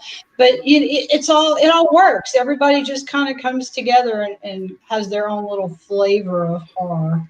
If you look at a lot of, to me, it kind of reminds me of the Munsters. If you look at a lot of the guys, major players in the world of horror film, you have guys like Stephen King, John Carpenter, and George Romero. They look like we're serious. We're into horror. We're into dark, dark stuff and the macabre, and that's all right too. And then you've got the one person who stands out, Wes Craven, who looks like Wes Craven looks like the kind of guy who's like, no, I'm going to sit here and I'm going to read a nice Lord of the Rings novel, Right. And he's like the master. It's the folks like us that trick them all. You would never, ever expect. You need to read The Dark Man. That would blow your mind if you're into that kind of horror. Yeah, you'd look at me and go, no, she can't scare me. I could terrify you for the rest of your life. You have no idea. That's you said The Dark Man, and the first thing I thought of was like, wait, Dark Man? You did a novelization of Dark Man? That'd be awesome. I love that movie. I would love that so much. It's a little bit different. It's based off of a Sicilian urban legend, but it wasn't nearly as terrifying enough. And my readers have said this is just absolutely bizarre. This is the most macabre thing you have ever done. And I'm like, yeah, awesome. That's how with a lot of people, that's how it starts off is with like Stephen King, for example. Stephen King didn't immediately start off writing these ultra spooky, disturbing supernatural things. He started off writing just regular everyday stuff like everyone else was writing, and then he took that one turn, and then it just went from there. That's right. Oh, Chris is asking if you are a Trauma fan. Chris knows I'm a Trauma fan, so I'm assuming that question's for you. Trauma fan? I'm not sure what you're referring to, actually. Trauma is a production company. It was run by Lloyd Kaufman and Michael Hertz. I'll have to check in. They are the ones that did their most famous film is The Toxic Avenger. That's not really my flavor of horror. Yeah, see, that was the thing I was thinking was the Trauma movies are less horror for the scares and more horror for the abstract punk rock rebellious attitude. A lot of his movies were very, very punk rock, and often he would just find punks that were like in like the Bronx and Hell's Kitchen in New York, where they were filming these movies at. He would just find punks on the street, be like, "Hey, kid, you want to make $50? Come be in a movie." And then they would cover them in blood and stuff. I like the old classics and stuff like that. But if you start digging and you look into like the trophy horror flicks, those are all based on true life, and you got to know the urban legends behind them. The Warrens, of course, you've got all of the new movies that have come out that they had investigations on. The Haunting in Connecticut, and so on and so forth. Those are all true. The Annabelle doll, there's 2 movies now. That's a true story as well. Now, of course, they've depicted her as a porcelain-faced, terrifying doll, but and that's not the case. The actual Annabelle doll is a Raggedy Ann doll. But I like those movies that are based in truth. Back to Psycho, like we were talking about earlier, that based on truth. That's the was that Ed Gein? Ed Gein. Yeah. Yes, there was a lot of Ed Gein was such a prolific story.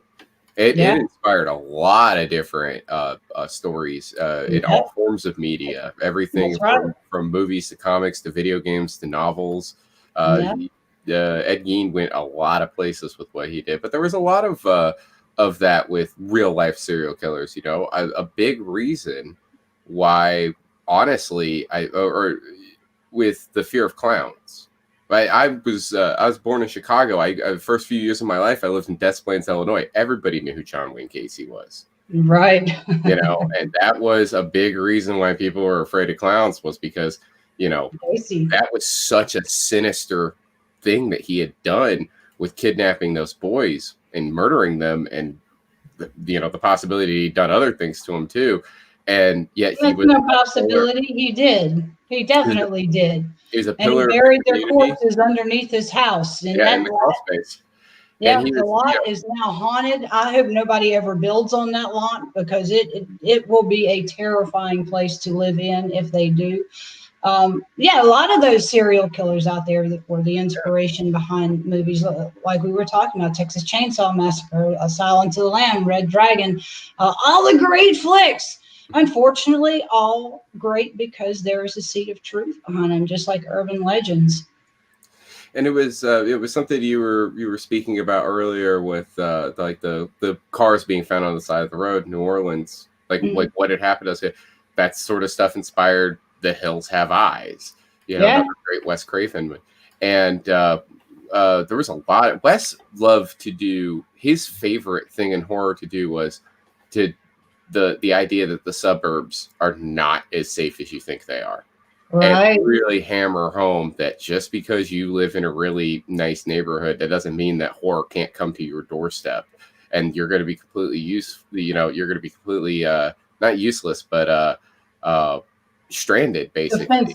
Defenseless. You have nobody there to help you because, oh no, we're in a good neighborhood. Everything's going to be okay. You know, and you never know what's lurking behind that door. I think one of his best that he's done, in my opinion, was The People Under the Stairs. Oh, I love that flick, and nobody knows what you're talking about when you say that. That's an absolutely killer flick. It's the idea of, like, you know, the really nice, you know, upper crust, you know, wonderful everyday mom and pop that live down the street. Yeah, June Cleaver, and it turns out no, they're completely psychotic and horrible and evil, but you wouldn't guess it if you look at who they are in their everyday lives. A big smile on their face and a tray of cookies. That's exactly right. That's the persona of every serial killer that ever has been. They were Mr. Normal, involved in church, usually around kids, taking care of kids and stuff like that. Very well maintained, manicured, good job. You would never, ever suspect. Every single one of them was like that.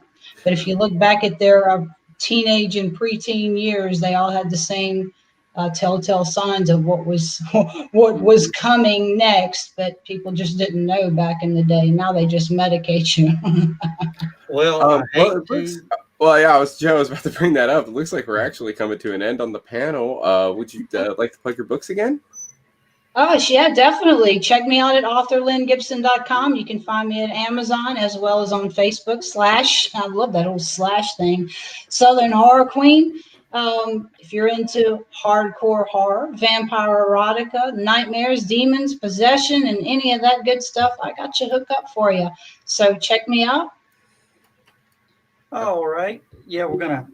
As you can tell, I was in radio mode there. I want to thank you, Lynn. We're fixing to do a little housekeeping here and start our closing ceremony. So if any of our past guests through the weekend want to jump in, it's closing ceremonies. It's also called Bitch at Joe Dog. So, You're a brave man. yeah, well, I mean, any good con director should, at the end of the show, should put himself out in front of everybody. Okay, what did I do wrong? What did we do right? What can we do to improve for next year? So You'll get some good ideas, some good feedback. I think your panels were fantastic. Thank you. All right, let me go ahead and I don't know if you can see the live clock on the what would be the upper left corner of the screen. Yep. We're fixing to roll into 2 days of nonstop broadcasting through this You're format. a madman. Yeah, we're going to go another hour just for the fun of it. Better get you some more brandy. Yeah. He needs brandy and a 5-hour energy. That's awesome. Yeah, Blake just said I need 5-hour energy and that. So, all right. We're going to, Lynn, you're welcome to hang around or you can head on. I might go get another shot of moonshine and join you back in a little while. Okay. All right. I'm going to pull you down. I'm going to, Skunk, thank you. Thank you. I wish we could have got a hold of you sooner. I figured you was working on something. I figured you was working video. So, all right. Look, everybody that's in the room, watch the clock. Watch the clock. Watch the clock. We're fixing to roll over to 2 days. 2 days of time. 2 days of solid, uninterrupted, a lot of dead air, but 10, 9, 8, 8, 7, 6, 6, 5, 4, 3, 2, 1. Yeah! 2 days. Yeah. Oh, The timers can actually hold on to that much data. Amazing. All right, but yeah, we're going to go ahead, play a couple of commercials. Where did the commercials go? All right, I'm going to play a couple of commercials, and then we'll be back to close out the show.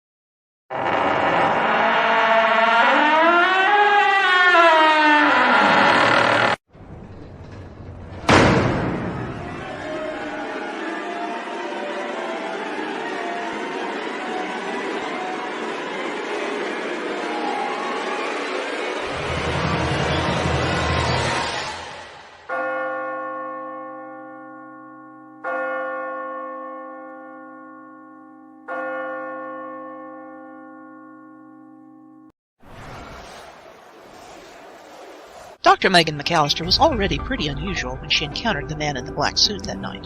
What Division 1 Agent Echo didn't know was that she was even more special. But he'd find out soon enough. Stephanie Osborne uses the urban legend of operatives who show at UFO sightings and make things disappear to craft her vision of the universe we don't know. The Division 1 series chronicles this via Recruit Omega and experienced partner Echo as they handle everything from lost children to alien assassination and more. Book 1, Alpha and Omega, is available in print and ebook from your favorite bookseller. Hey guys, it's Angel with Immortal Impressions doing the virtual thing for HallowCon 2020. Y'all can visit us at 4 Immortal Impressions on Facebook. Send us a private message. We can handle all of your ceramic, sewing, 3D printing, masks, costumes, and all the other goodies that we have, and we'll be glad to take care of you. Y'all have a good con and a good year.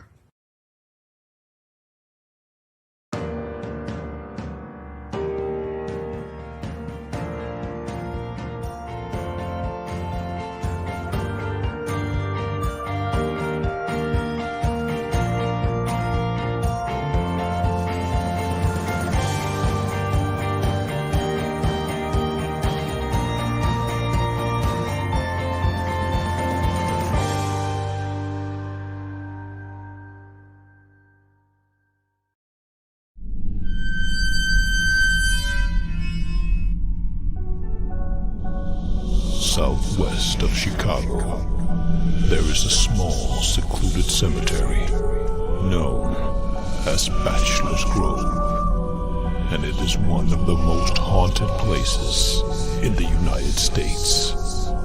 Author Brian K. Morris brings you a collection of writings that will help you navigate this ghostly graveyard, if you dare. The Haunting Scripts of Bachelor's Grove is available now on Amazon.com. Get your copy today.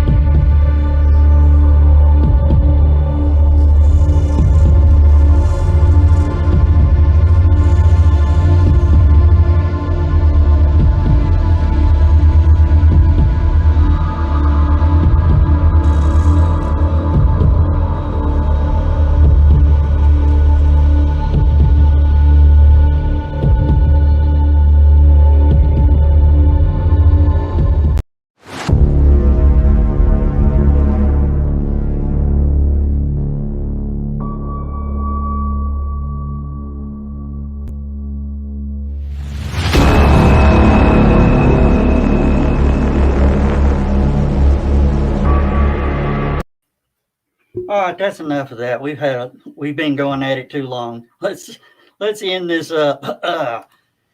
I got KT and TD, Stephanie, and my other guys. Blake, are y'all here? And Chris Walker is off in the wrong room. There's Skunk. Skunk, go ahead and try to get Chris over. He's in the green room. We already closed the green room, and he's waiting in the green room for us. Blake, you with me? All right. Well, guys, we did it. We did it. Yay! Congratulations, Joe. Thank you so much. You're in the wrong room. Check private chat.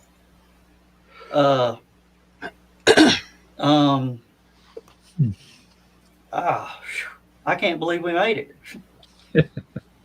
There's Blake. This is a real feat, Joe. Yeah, it is. It's a real feat. And you done good. Yeah. And I've only done it on No, I just send it to Kristen. 6 hours sleep. Well, That's about right. That's about right for most cons, right? Mm-hmm. Yeah. Even the live ones. Yeah, this is actually my second attempt at an online convention, and this one is leaps and bounds better than the first one I did. Yeah. One thing I tried to do is keep the same link for all my guests so it wasn't confusing for everybody. Mm-hmm. Yeah, that was good. That was good. It was easy. Yeah. The fact that you had a moderator producer with them Yes. that could keep it going. I mean, for one thing, it let us know we weren't shouting into the abyss. Yeah. We were at least, we had one other person we could see. That's very important for me. Yeah. And that was very important for Oracle too. Oh yeah, that worked well in the Oracle. Oracle was way beyond what I expected it to be. It worked so well. That was an absolute blast. Oh, I'm so glad. I'm so glad. Yeah. The audience, the panelists, everybody made it fun. But having a producer moderator, knowing you were not alone, Yeah. On your panel, I think was a big help. Yep. Yeah. And like I said, the only thing I realized it towards the end is something on the production side that I could have done better was bring TD up to full screen while he was talking. It just didn't click in my brain. It's okay. It is okay. Right. It worked well as it was. Yeah. It worked just fine. I mean, for one thing, you could have considered that my panel since he had his own Yeah. panel. Well, that's what I sort of did, but then I realized he was as big a part of the panel as you were. Well, we're definitely partners on that one, but with the way that you did it, it still worked. I mean, you should not feel bad about that. Hey Joe, since we're in the last hour, we Yeah. totally forgot to do this most of the night too. Yeah. Just saying. Oh, Well, and It's also- fine. It's fine because it's fine because if you do both at the same exact time, right, you get that weird effect, or you got both of the Grim Reapers on the screen at the same Yeah, exact you can't time. have One too in this many Grim corner, one Reapers. in this corner. Mm-hmm. And somebody did a lot of work, and everything was rolling so fast and so crazy. I didn't play it. I played all of 2, Mm-hmm. and I apologize. But we have a solution for this problem, though, don't we, Yeah. Joe? We talked about it last night. Yeah, we will start running these little spots in Stupid O'Clock to give us some breaks. And it's these things.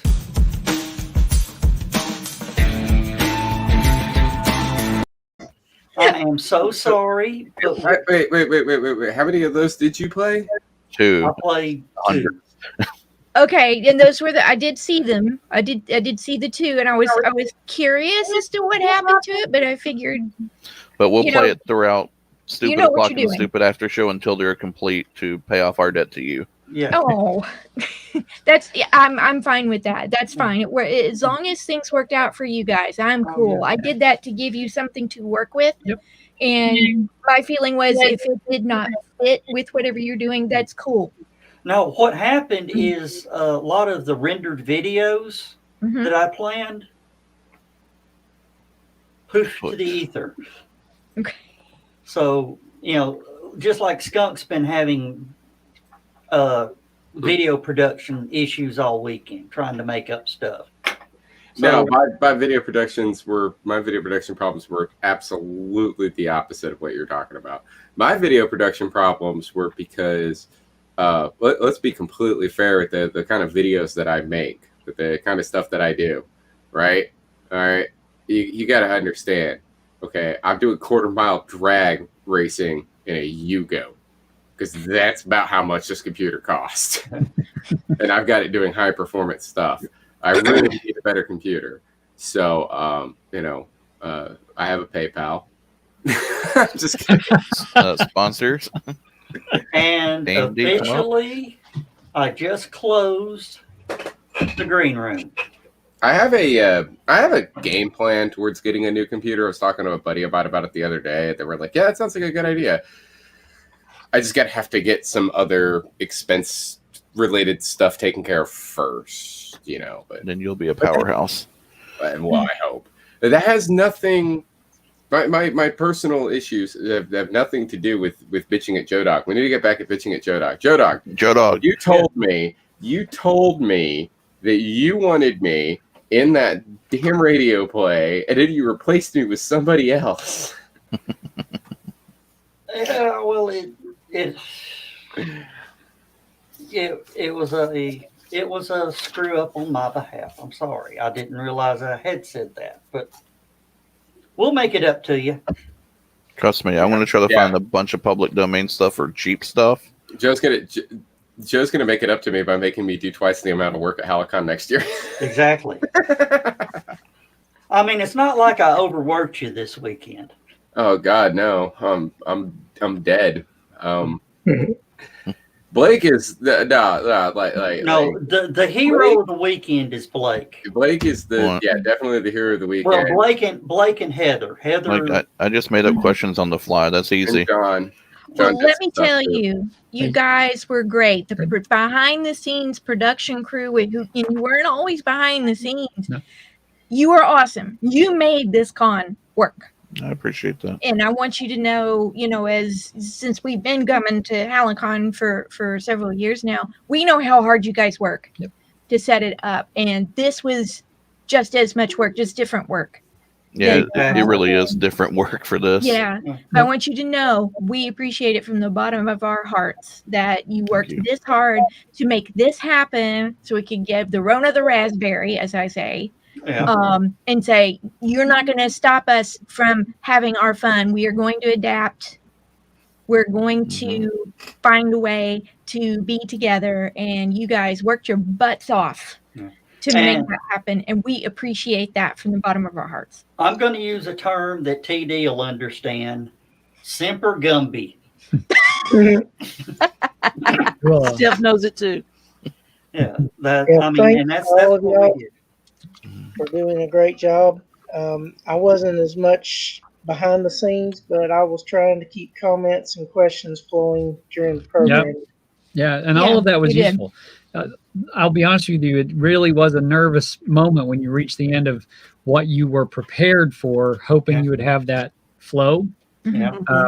And it never seemed like we were without something to talk about, and that was because of the help of everyone who was in the audience, paying attention, providing questions, helping keep that content flowing. And I think that was really critical for the way this worked this weekend. It was really important. I appreciated the fact that y'all were willing to pass on questions as I was giving my talks, because I couldn't see, with the slideshow running, I couldn't see anything else. But at the same time, I'm used to feedback. I come from a theatrical background in terms of that sort of thing, and so I'm used to audience feedback. If nothing else, I can see faces and I can hear offhand comments. And in this sort of forum, if you can't see the chat room, you don't have any of that. Right. So I really appreciated that. That helped me out a lot. That gave me feedback. That told me where I needed to go with things, and if I needed to, if I was being too simplifying things too much or not enough, all that. So, thank you. Especially when you need to fill to a certain amount of time. When we're live in a panel, when it's over, it's over. If you end 10 minutes early, who cares? We just leave the room. But when you have a format like this, where that time must be filled with something, we will keep you here forever. Yeah. In order to keep things moving smoothly, that does make it a little more awkward. But you fixed that awkwardness by jumping in. You filled that gap, and you did it well. One thing, and of course, Blake earned the Super Trooper Gold Star Award because he had one panel that we're not going to. He did. I had to jump in and make some interesting calls. Yeah. So, but I'll take that award right meow. Yeah. Here's the thing I know someone who got that one. And no, this is all the love in the world, dude. I understand what you were trying to do, but like we can see when the panels are supposed to end. Like we know when to wrap things up and stuff like that. You don't have to handhold every single panel. Hey, but you were doing a lot of hands. Well, his hand holding actually saved one panel. No, Joe, I'm talking about you. Oh. Your hand holding, because a panel would be coming to an end, they'd get ready to wrap things up, and you'd suddenly pop in, just be like, "All right, wrap it up, people. You only got like 2 minutes." Like they know. I know. Well, I was trying to keep as much of a timer as the next person. So. Well, I was just getting ready to do my part, bringing in the next panel. Yeah, we usually end up doing basically a 52 to 55 minute panel right now for an hour block. So that's including intros and outros and commercials. Yeah. Well, we can get away with having it run a little longer than you might in a physical venue, because it's simply a matter of swapping channels, as it were. And you don't have people physically getting up and leaving the room, and more people trying to get into the room. And that's true. So it's faster. We're hoping that StreamYard ends up doing a back channel in itself, and people can hold conversation and get stuff prepped in the future. Hopefully, once they see, well, hopefully they watch all of this, but that's wishing in a can at this point. But the number one thing I want them to add is individual client and server side volume controls for everyone. Some people, I'll let you in on a secret. You can, if you highlight over someone's box, you can right click, and depending on your browser, there may be a view controls button. If you see that view controls button in your application, I don't. I'm based on Chromium. Controls. Yeah. Show controls. Well, here's the issue with that. Like that works. That works only with. What happened to Stephanie? Oh no. That works only if you're not one of the moderators. Yeah. Your moderator view does not work because you have additional elements that are on the screen for controlling the video feed. That only works if you're not a moderator. If you're a viewer, I used to have those controls when I was just a viewer. Yeah. Before Joe gave me a promotion. I want that's kind of a weird workaround dealy with that. I think that's how I used to do the giant picture-in-picture as well. Yeah. Like I would have everyone on one side, and if I was talking directly to someone, I would blow their individual picture up too. So. Yeah. And so here was the deal with that. That's just a weird workaround with whatever system you're using, whatever your oh no, that's not good. Stephanie said in a private chat that she's having issues. So she's you may actually have to do a full shutdown and restart, Steph. Or possibly close the browser and then bring it right back up. Yeah. Sometimes that'll fix it. At least close the browser and start over again. We still got 35 minutes to yell at Joe, so you got plenty of time. Now I think if StreamYard gets individual controls, right? Now Joseph, my friend, my good pal, my buddy, there is no reason why we couldn't do some stuff, not all things, but some things at HallowCon 2021 with StreamYard. Oh, that is already in the works. Telling you, it's gonna be good. Especially in the panels where we can reach out and do something, because that's just wanting to be live stream during that. And I say I don't say give the whole goose away for free at this point. No. But it'll be Patreon style. There you go. There you go. And I was also gonna say, if you didn't do it Patreon style, if you just did it with live streaming, there we go. Well, one of the fun things about going to panels is, as y'all know, is being able to ask the presenters questions. It's something you can only do if you're there live. So show the panel, but if you want to ask any questions, you should be there live, which means give Joe Dog your money. Yeah. Yep. Well, if you want to give Joe Dog smaller money, and what you can do for Patreon, say if you want to do $15 for HallowCon, sure, the ticket's going to be $45 or $50. If you want to do $15 and you can't make it, we'll give you a link to get in, so you can ask your question live, pseudo live. Yeah. And then that might be a little too complex, but we can see where it goes from there. I'm pretty sure we'll get hundreds of requests for it, but like 2 or 3. Yeah. Right. And it can go both directions. We can do outbound, the person's at HallowCon, we're streaming it out, but also if you wanted someone like Brian K. Morris, who lives far away and for some reason he couldn't make it, or someone who planned to come live but had a scheduling problem and they said, but I can't hop in for that hour.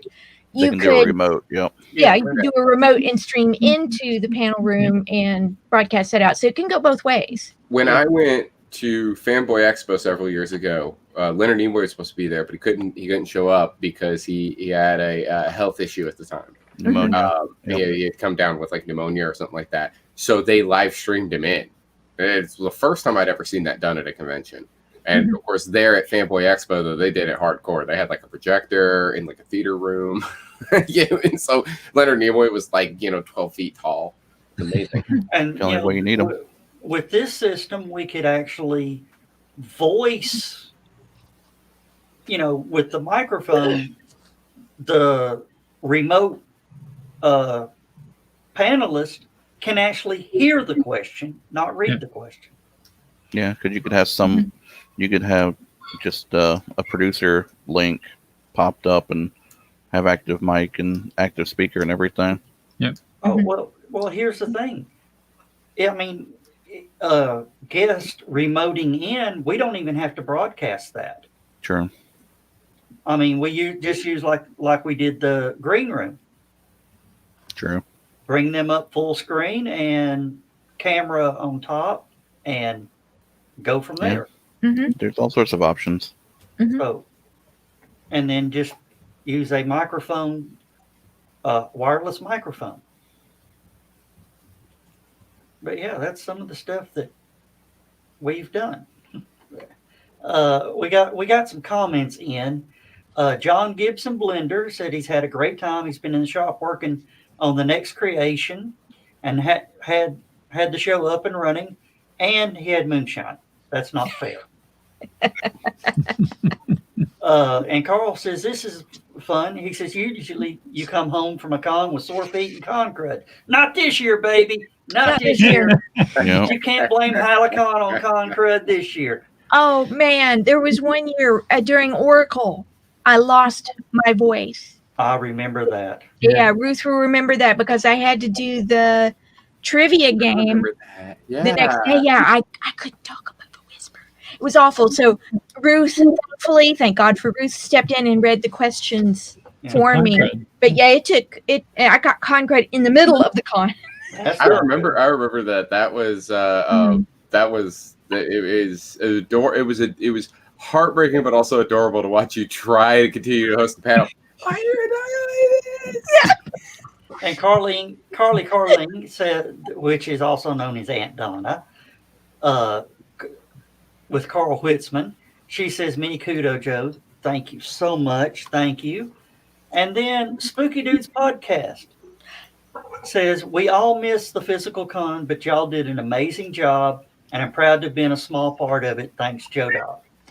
Thank you guys. Thank you guys for doing your podcast live on our show. We appreciate y'all joining in and being part.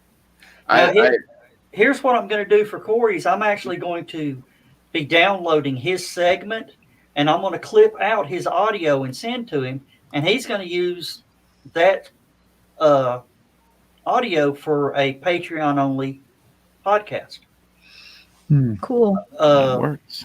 For all the other guests through the weekend, I'm going to download your segment, then I'll split it up, post it to YouTube, and send you the link. Thank you. Yep. Cool. That way you can have a present, help expand your business.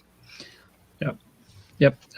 That's great. I forgot to hit record when I was doing my storytelling, and I kind of didn't get that. So I'm looking forward to having that clip. Yeah. Okay. He did have just an audio recording on it, but he forgot to turn it on. Okay. Do you want a video or do you want audio? Well, just pull the video and I'll be fine, because once it's on YouTube, I can download it. I've got the tool to pull that myself, and that's all I need. All right. Having the video would help me also pay attention to my presence and whether or not I was doing the right kind of actions to bring people in. So yeah. So proud of him. He did such a good job. And it was amazing. I loved it. It was good. It was a great panel. What did they say on Big Bang Theory? It's like, spread your legs, let him in.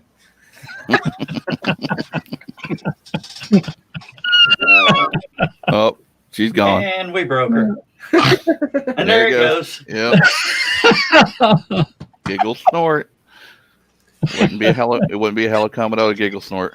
No, No, it wouldn't. Yeah, thank you guys, because she couldn't do that reading my answers for trivia this year. Oh, I know. Chris always has the best answers. When I'm sitting there looking for the winner and I'm reading through his, they always know when I've hit his sheet because I'm just cracking up. So. And ladies and gentlemen, I did discover I do have a problem. I still dream of Jeannie. Yeah, we were going to talk to you about that. That was you. That was me. Where is Carl Whitzman? Carl Whitzman to the main show. Carl Whitzman to the main show. You got all echoey for a minute there. I know, like in the ballpark. I'm not even in the green room this time, and it came through like that. It's Me neither. Chris isn't using headphones like he's supposed to. If we get too loud, it will echo. Yeah. If we speak normally, it seems okay. Yeah. Well, if the I had cat to pull hadn't you back. shredded my old You're set, spiking. Oh, sorry. All right. I will be buying a new one. as soon as- Carl Whitzman says he's on his way. On his way. There we Yeah. go. Yeah, Carl Now it's Whitzman. going to be a party. Kitty. Yeah, before Carl became an IT specialist, he was worked in psychology. So we could help Blake out. And Lynn Seal Gibson says thank you. Thank you guys, had a great time. Thank you. I don't know if you heard.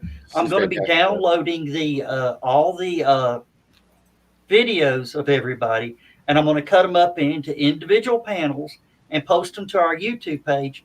And I'll be sending a link to that just as soon as I get them all up and posted. That way you can do with as you wish. You can tell YouTube to ban it because you don't like it, or download it and use it to pass on to other people. Mm-hmm. Thank you, Lynn. I enjoyed your panel. I did too. Thank you very much, Lynn, for joining us. I know, and it was super early. It was super early for her too, so extra kudos for that. Yeah, because she's on the West Coast. No, that's A.G. Carpenter. Oh, that was even that's even earlier. Yeah, everyone's up early. All of the guests that were running panels this year were fantastic, except for me. I sucked. No. Yeah. Carl Whitman, you're fine. I love that. Just like yeah, whatever. Hey, it's Carl. Yeah, there's Carl. We got an issue. You did. Blake had dreams of Jeannie all the time, and he needs to know what to do about it. Just keep doing it. It's fine. Yeah, I knew it. We told you. Carl's channeling Dr. Ruth. Yeah. There you go. Saying, whatever happened to Dr. Ruth? This sounds normal to me. Yeah, very good. Yeah. Very good. Buy my sex product. Das ist normal.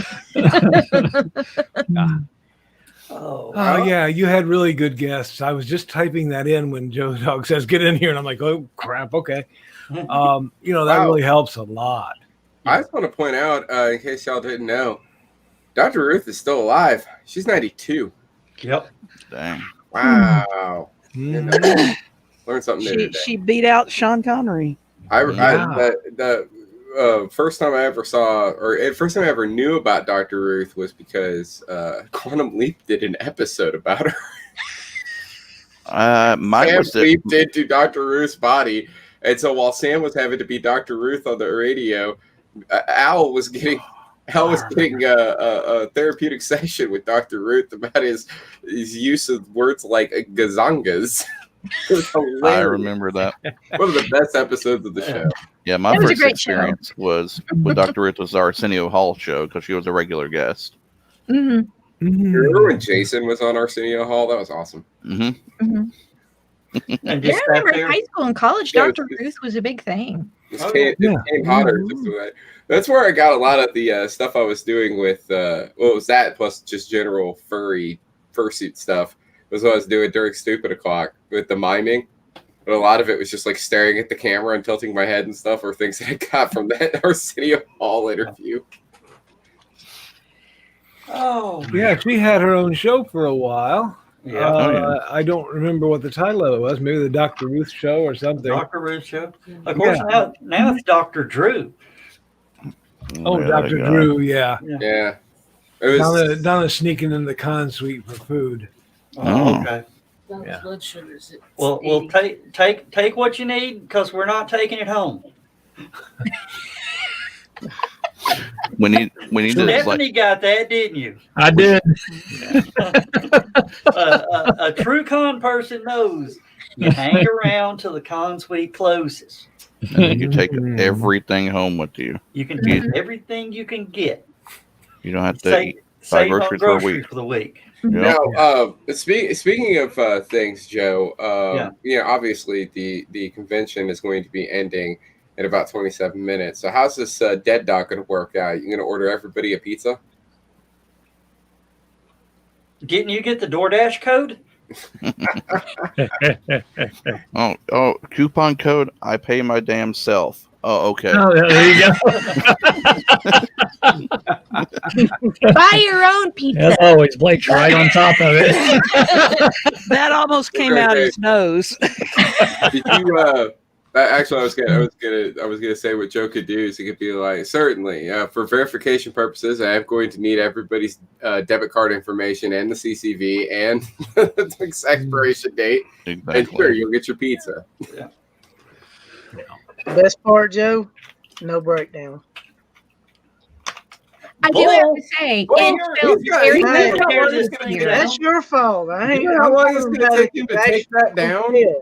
It has been great to not have to set everything up and break everything down. Let me tell you, it felt strange. I've walked around all weekend going, isn't there something I should be doing? You know, something with the cash box, something with this, something with that.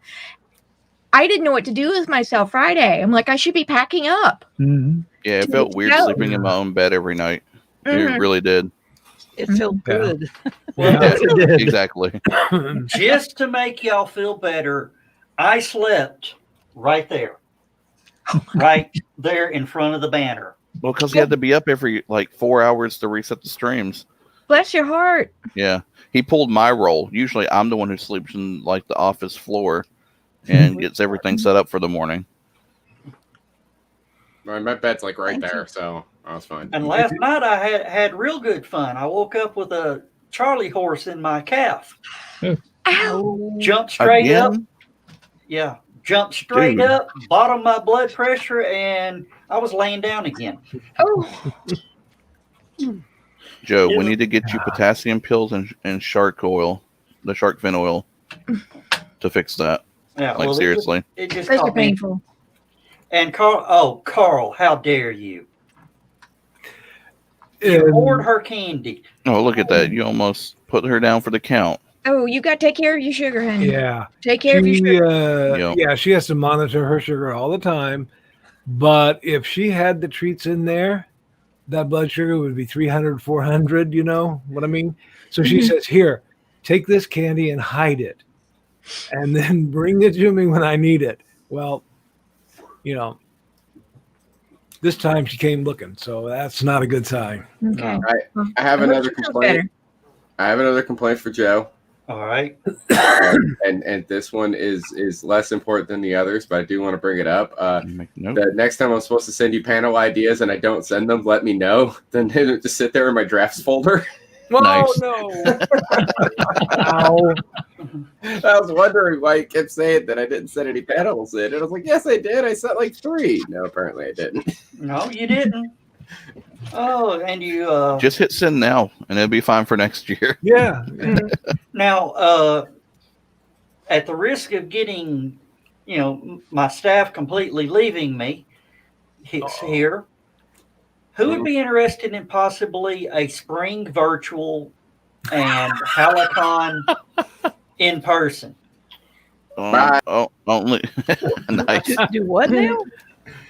So basically what he's saying is that instead of doing, we do HallowCon as a physical convention. Everybody shows up to HallowCon like normal. However, in the spring, we do another one of these, COVID be damned. Yeah, whether or not everything's been opened back up, whether or not we have a cure for COVID, whether or not everything's good, we have another virtual convention for everyone to come and enjoy and have a good time, because this was so much fun. What do you guys think? I would like to talk to Joe because I have branding that's similar that wants to do the same thing. And between our resources and our level of pay in StreamYard, because my guy's on the regular paid and you're on the gold during this time of year. Yeah, mash them up. I think we can, Community Video Convention and HallowCon could probably pull 2 days and 2 rooms. You know what I mean? Yeah, I would have loved to have brought in a second room, but I would definitely... What I'm saying is, but we will have 2 set of staff because I have 7 people on my staff. Here's my... You want to know what my main issue with the idea of having a second room like that being? Or having a second stream going? Is that people then have to bounce back and forth between the 2 of them. We don't just have one stream controlling everything, which I think would be best if you had one stream controlling everything. Now, what we can do, and I think that this would be better, Well, we do have links up at the top, so it can go to everywhere. What I was gonna say was, rather than running both of those events at the same exact time, right? We run them on separate weekends, but support each other. Yeah. When one ends, say, hey, in a couple of weeks, this next one's going to be happening. Definitely tune into them. And then when the next one happens, it's like, oh yeah, you remember those guys from before where they did a really awesome job. We were glad to help out with that. They're here to help us out with this one. And next year, check them out when they stream again. Just kind of help each other out. And we can advertise for them. We can advertise for them on Stupid O'Clock. They can advertise for our show on if they have a weekly show. Not yet. I'm working on that. But yeah, I think it would be better because then both groups get more viewership. Yeah, they get the 100%. And mine's multi-fandom, like community video. Well, yeah, but HallowCon's more, geared on the darker side of the yin and yang spectrum kind of deal. HallowCon is geared around the three things that make Halloween awesome, right? And that is costumes, candy, and I was trying to think of a C word that would work with that alliteration, but the only thing I could think of was debauchery. Camaraderie. Camaraderie. Yeah, camaraderie. Camaraderie doesn't. Well, that's not what I meant, but okay. I was thinking more of like chaos. There we go, chaos. Yeah. And chaos is not a negative thing. Chaos is fun. I would definitely be up for, something in the spring. One thing I would suggest, and that might apply to any other online thing that we do, starting a little bit later, like when you do the opening ceremonies live, that doesn't actually happen until 7 o'clock. 3 o'clock's kind of when we start arriving, but nothing really starts happening till 7 because people are still at work. I know TD was still at work Friday, which is why he couldn't come in to the opening ceremonies, and probably a lot of your potential audience is still at work. Still at work. And while they might, if they're going to travel to HallowCon, take off that whole day. Yeah. They may not feel the same way about doing it for a virtual con. Yeah. So maybe starting at 7 instead of at 3 might get you more people in at the beginning. And I just want to point this out. We went with regular con time for this show, right? Yeah. We went from 3 to 3. So we had our opening ceremonies at 3, and we're having our closing ceremonies up until 3, which is what we always do. We used to have our opening ceremonies at 7, right? Because we had the convention was open, and we were running a couple of panels, but the actual opening ceremonies wasn't until 7. If we do the 7 o'clock, we start the stream at 7. When Sunday rolls around, we can go past 3 o'clock all the way up to 7 because, and here's my reasoning on this, and I think everybody here could agree, none of us have to check out of the hotel.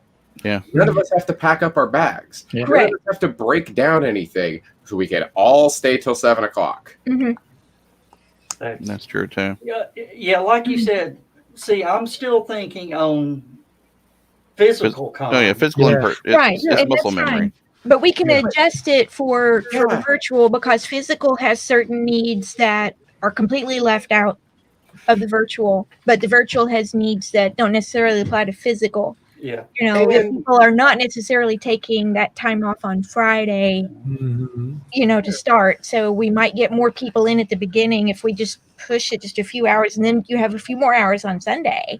And a big thing with that, right? That is wonderful with that. Is that with that whole entire thing, most of the morning, late night and morning at on this virtual convention, especially at many conventions, there isn't anything going on because nobody's awake. But if you're going all the way to 7 o'clock, we could have threw a few more panels in today if we went all the way to 7. And the early morning stuff that we did have this morning could have been done at a better time, and then the stuff should have been shifted to early in the morning. It should have been like morning brunch with Joe at 11. Yeah. And there wouldn't have been any silly having to fill in for time because we did our math wrong. It screwed up. We wouldn't have any silly people playing video games on the stream like we had this morning. I still say you should have played Among Us because more people. Everybody knows Among Us. I'm trying to advertise something that a lot of people don't know about. Actually, Joe, by next year, the Apollo simulator will be in full force. We should do the Apollo simulator. The Apollo simulator? I linked it on Armchair Rocket Science. There's a group that's doing a legitimate 1-to-1 VR Apollo simulator. Look at the grin. Look at the grin. Let me go find it real quick. I'll link you to it, Stephanie. Well, Blake, is it going to be anything like Moonbase Alpha? Because that was awesome. It's actually like super like IO, John Madden, IO. No, I think it's actual Apollo mission. Yes, you actually follow. Project Apollo. That sounds. Can you do? Is it which Apollo missions though? Let's see. Can we do 13 and have to sit there in VR and try to figure out how to make a filter out of some socks? Inanimate steel rod. Yeah. Okay. No, I'll find it. It's early right now. Inanimate carbon rod. Yeah, carbon rod. Yeah. Mm-hmm. Stephanie, did you see the pictures I posted in Stupid O'Clock of what I'm doing so I don't screw up our stream? Oh yeah, Stephanie hasn't seen that. Stephanie needs to see that. Yes, Stephanie needs to see that. This is definite. Throw the picture up here on the stream since you've only posted it on Facebook. So throw it up on the stream. So this will be a little surprise for anybody who wasn't paying attention, who's just watching this video after the fact. Throw it up on the screen. Stephanie's got to find it. Okay. In the meantime, by the way, I do want to point out Among Us and Unfortunate Spacemen and other games like that are actually all the children of another game called Space Station 13, which Space Station 13 is amazing and it has so much science in it. And you have to worry about things like atmospheric pressure and the combinations of different elements and all sorts of other weird stuff that goes into it. Like it's for as primitive of a game as it is, because it's like 20 years old. It's an amazing game. That's if you're into space stuff, Space Station 13 is really super cool. All right, I'm ready to pull it up.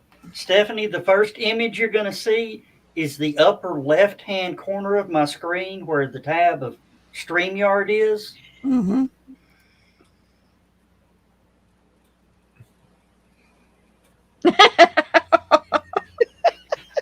This is the right side of the screen where you close out the whole browser.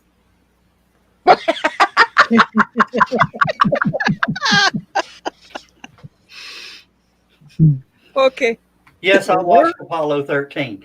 All right, Steph, I popped that in there for you. It's a very early project right now, but they're trying to get it right. And it's a labor of love project, so no one's getting paid for it. Carl, I guess you got voluntoed. Yeah, that's cool. That's fine. We had a good time, and I agree with KT. Sometimes the needs are different for the virtual con, and what I found was I'd be thinking, oh man, I got to go in there and feed the cat. I'm going to miss something, or Friday night especially. Trying to get ready for things, I might have missed something, and I think maybe starting later and ending later, because Sunday people aren't going to bother you so much at home. But I had people stopping by here wanting to borrow a hat or part of a costume, and Friday was a mess in the afternoon. Yeah. So that's sort of on me, but again, this is the first time we've ever done this. No, I'm not saying there's any fault to it. I'm just saying that, you might get more viewers if you start a little later, like KT was saying that. And then go a little later, because Sunday afternoon, you got a more free attitude. Maybe you don't feel so compelled to go do something. Yeah. Oh, wow. The surreal has started to kick in. Yeah. Hey, we did a thing all weekend long. Yep. Yep. I believe it or not, I'm actually getting the end of con blues. Oh. Well, Joe, we're only like 4 days away from stupid o'clock, so That's what we call decompression. Yes, decompression. And I would say with Stupid O'Clock, anytime you want to have one or both of us on, shoot me an email. We'll be glad to hang out with you guys at any point. We'd love to, but I don't want to crash the party. Hey, you guys have days on it again? It's what the days of Stupid O'Clock. The easiest one for most of you guys that is optimal for life would be the Saturday night show if you don't have anything going on Sundays. We have a Thursday. We do a Thursday show and we do a Saturday show. I don't know why we go 2 times a week. It like that. But we do. Okay. Well, there's just so much stupid to go around. Thursday is prime time. Thursday is prime time, and on Saturday, I've got a friend locally that does a live stream show, and just out of respect to him, he's been doing it for a while. Just out of respect for him, I used to work his TV show, so I don't want to. It's a respect thing. But it's late. It's like a show on Saturday, so yeah, he does. So you're doing a show on Saturday out of respect to him. I don't know. I don't want to start my Saturday show at the same time as him. I got what you're saying. All right. Yeah. I'm feeling what you're putting down. I got you. Yeah, one thing you could do, I noticed that, and this is completely unpredictable. There might be someone who cancels. Yeah. And you've got that empty hour, like the cosplay contest. Yeah. It canceled. But you can't control it. I know normally physical con, who cares? The room's going to be empty that hour. But you've got to fill that hour. Maybe have just a couple of things in your back pocket or up your sleeve that you may or may not show, but that you've got that you can play back, like a best of Stupid O'Clock. Yeah. Or something like that. Maybe just have one or two just held in reserve. Let's look at the world of streaming in general, right? There's an event. Blake knows about this. There's an event that goes on several times a year now, but it used to be only once a year. Called the Awesome Games Done Quick. It was a bunch of speedrunners would get together and they would quickly beat video games. I mean, these were like world record holding, plays through video games. You'd see these masterful just runs of like Super Mario Brothers, but they never even, Mario's feet don't even touch the ground except at the beginning and end of the level. They're just bouncing off of enemies the entire time. It's amazing. They beat these games, like games that took us, when we were kids, it'd take us like 10 hours, of multi, leaving the game on when you went to school, came home, played for a couple of hours, and you had to leave it, couldn't save or anything. It took forever to beat these games. 10 cumulative hours of trying to beat these things, and they're doing it in like 4 minutes, sort of stuff, And they would do these, and as they're doing it, they're raising money for charities, right? And they have a whole bunch of different events. They raise money for like the American Cancer Foundation. They raise money Doctors Without Borders. One of the things that they do, because they don't know how fast these guys are going to beat the games, they have estimates. They could go over the estimate. They could go under the estimate. It's always just an estimate. Just in case a bunch of people are really super awesome good at the games and maybe some people break some records. And, because that has happened on the shows before. Sometimes they run out of things to do. And they end up having an extra block where they should have something. Well, they have bonus material ready to go. Yeah, they're hot. It's called for them. We're running extra. Yeah, for them, it's called hot fix. Yeah. Jump in here. You're running the next game because we've got this space right here that is specifically designed for in case we need you. Yeah, they have the group of people. Yeah. Right. Like if they beat it like 15 minutes early, it's like, hey, so-and-so beats this game in 9 minutes on average. So let's pop him in if it's like a 15-minute fix. Yeah. Kind of deal. So they have stuff on. They have stuff on the back burner ready to go just in case.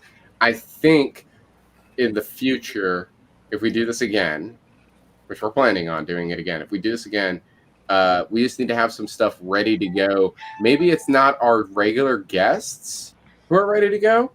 Maybe it could be some of us who work behind the scenes who just have something that we can do for 10, 15 minutes to fill in space. Right. Or if we play lose the an entire panel from panel, last year. yeah, if we lose an entire panel or something like that, then we're just hey, you had another idea for a panel, get in there, sort of Right. thing. I think if you have that lined up ahead of time and just assume we're going to lose at least one or two, it will take the stress off you guys. Yeah. Exactly. All right, that's what's in our backup pile. All right, let's have this ready to go. Either you have someone like TD or I, who we're pretty much around the whole weekend to fill in, or you've got something recorded, maybe a panel from this year. This is the best of HallowCon previous year, best of Stupid O'Clock. And that way, if it doesn't get played, who cares? It's fine. But it's there ready and waiting to go. So I just thought I'd throw that out there, and it'd take some stress off you guys. Yeah. Are y'all ready for something crazy? I'm You always mean ready for something something crazy. else crazy? Yeah, I was Something gonna say else else. crazy? Yeah. Something stupid. Can we get something stupid in here? The cumulative hours Oh yeah. that HallowCon ran across all channels, Okay. because we streamed Stephanie's panel, Mhm. 2 panels to her Facebook page. Mhm. We streamed Spooky Dudes to their page. 272 hours cumulative. It's a lot of content. Wow. Golf clap. All right. Yard stream. That's good cross promo too. And, Yeah. and we've got about 5 more minutes left. Actually, we're gonna go long because I want to get a screenshot of the timer Hmm. to When send to StreamYard. When it No. hits 201. Yeah, 201. when it rolls over, Mhm. 2 days, Of course, 1 of hour. course, yeah. And everyone throw up the horns. Be like, we did it. Your timer can't hurt us. Hey, There you go. Yeah. Actually, if, Somebody Well, that like- looked a little bit more like TD was going. Fuck's sake. What'd I was you gonna say, if you Stephanie? need Somebody TD, if you need a last night- satyr, I got a guy. All right. Somebody last night suggested that they wanted a resident rocket scientist for Stupid O'Clock. Oh yes. We need a resident rocket scientist. Well, they need a resident rocket scientist for armchair rocket science. But that's a little harder to hit sometimes. Yeah. And Spooky Dude podcast says I keep all panel content from every single panel I create, so pulling off some of the older stuff as backup and presenting isn't a huge issue. Good idea to have some backups. Yeah. When Awesome. when I first started podcasting, the first 10 episodes never aired. And I'm loving the KT horns. And so yeah, anytime I needed something, like if we were gonna go a week or two like vacationing or whatever, it would definitely just throw one in the can live and then let it roll. So that's probably what we need to do. We need to get a couple people together because we got 4, 5, 6 months before we do the next one, and just shoot off some 30-minute panels about just random topics. Do with a the help reading. of Have someone read something. Yeah. And Stephanie Yeah. was talking about the resident rocket scientist. Yes. Actually would love to have you in armchair rocket science too. I want to see what I can do. All right. I can't promise I can be there all the time, but I'm going to try and be there more often. Having you there any of the time would be I know it'd be great. Yeah, the more people we got in the room and we get a conversation rolling, it's just sometimes I'll be honest with you guys, I feel like the Mr. Miyagi of broadcasting, because I sort of show these my staff how to do it, and I've sat back and I don't take credit for this. Those guys made the show work, and they didn't even know I was teaching them. I'm just like, dang, Joe, I'm having to do it myself. I want to get that fly in the chopsticks. Do any of you have a Nook reader? I don't have a Nook. I have even 3 make Kindles. I have a note. For some reason, there was a disruption last week, Mhm, and mhm. they lost service for a while. Ransomware. Yeah. And so they come up and they say, you know what, we want to make up for it. And in my email, I get this this code that says, here's $5. Spend it on whatever you want at Barnes and Noble and download something from Nook. And I got Rock and Roll. The Yeah. Good Fault. Yay! Yay! Thank It's a good you. book. Yeah. It's a good book. I've read it. And I saw the first lecture she did a few years ago on it. Awesome book. Yeah. I just wanted to mention that. It was just a boon at the right time. I'm like, I know where I'm going to spend that. Actually, Well, thank you so much. Stephanie, I don't know if you know I got this or Google not. credit. Tima, who manages emergency events in Tennessee, actually has a 5-level emergency plan in place. There are four primary levels and a DEFCON. Good. The fifth level preparedness is preparing for a New Madrid event. It is the top level emergency event on the Tennessee preparedness plan, and it is literally the peak DEFCON 1 type of situation. Wow.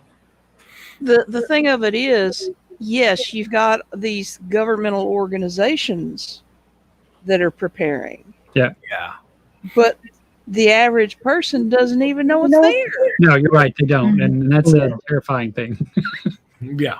So, my sister at one point, she used to work for Bell South, and she got transferred for a few years down to Memphis, and she basically told me, "Steph, quit talking about it until we move back." 'Cause I'm up on this high rise on the bluff, and she says it scares me to death. So, All right, 30 seconds. Ooh, Yeah. here you go. Let's roll it over. 29, Will we make it? T minus 28. 25, 20. We're all slightly different timers. Yeah. 15, 13, 12, 11, 10, 9, 8, 7, 7, 6, 5, 5, 4, 4, 3, 3, 2, 2, 1. We have liftoff. Woo, we did it. All right. I'm gonna pull a screen grab real quick, everybody. Yeah. Why did you start all the way up there? Good horns. It started. Depends on which ones you want. I mean, come on. I got horns, baby. I've got y'all already. I got confused which finger to.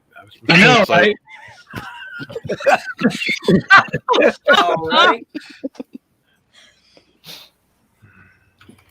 I'm going to call this one We Did It. Yeah, we did.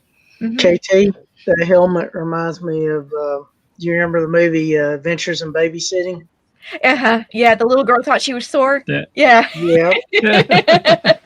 You know, you could do her as an adult, all grown up with that. I could pull that off. There's a movie idea. I'm just thinking you get the big beard and be just Haggard horrible. Oh, she has it. Oh, y'all. Now you've gone and done it. Wait a minute. Now you've gone and done it. Listen, I didn't know. I'm sorry. No, don't you know you don't pull the pin out? You don't pull the pin out. Because you can't put it back in. You can't. No, you can't. Now you have to count to 5. I want to say something real quick before I go. Right? This has been a wonderful time. This is a great stream that we did. Man, we did 2 days, 1 hour of somewhat quality content. I'm speaking for everyone else, not myself. The stuff I did was absolute garbage. But no, thank you all for being here. Thank you all for everything that you did. We love you all. And I'm getting out of here. I'm shutting this window down. All right, Skunk. Good to see No, you. Skunk.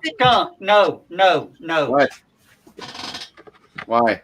The surprise. We haven't ended the broadcast, and we got to end the broadcast. We're still broadcasting. Yes. Are we? What are we? Yes. I thought we were done. No, we're not done. I've got one last thing to play. I like the beard, though. Please be the horse.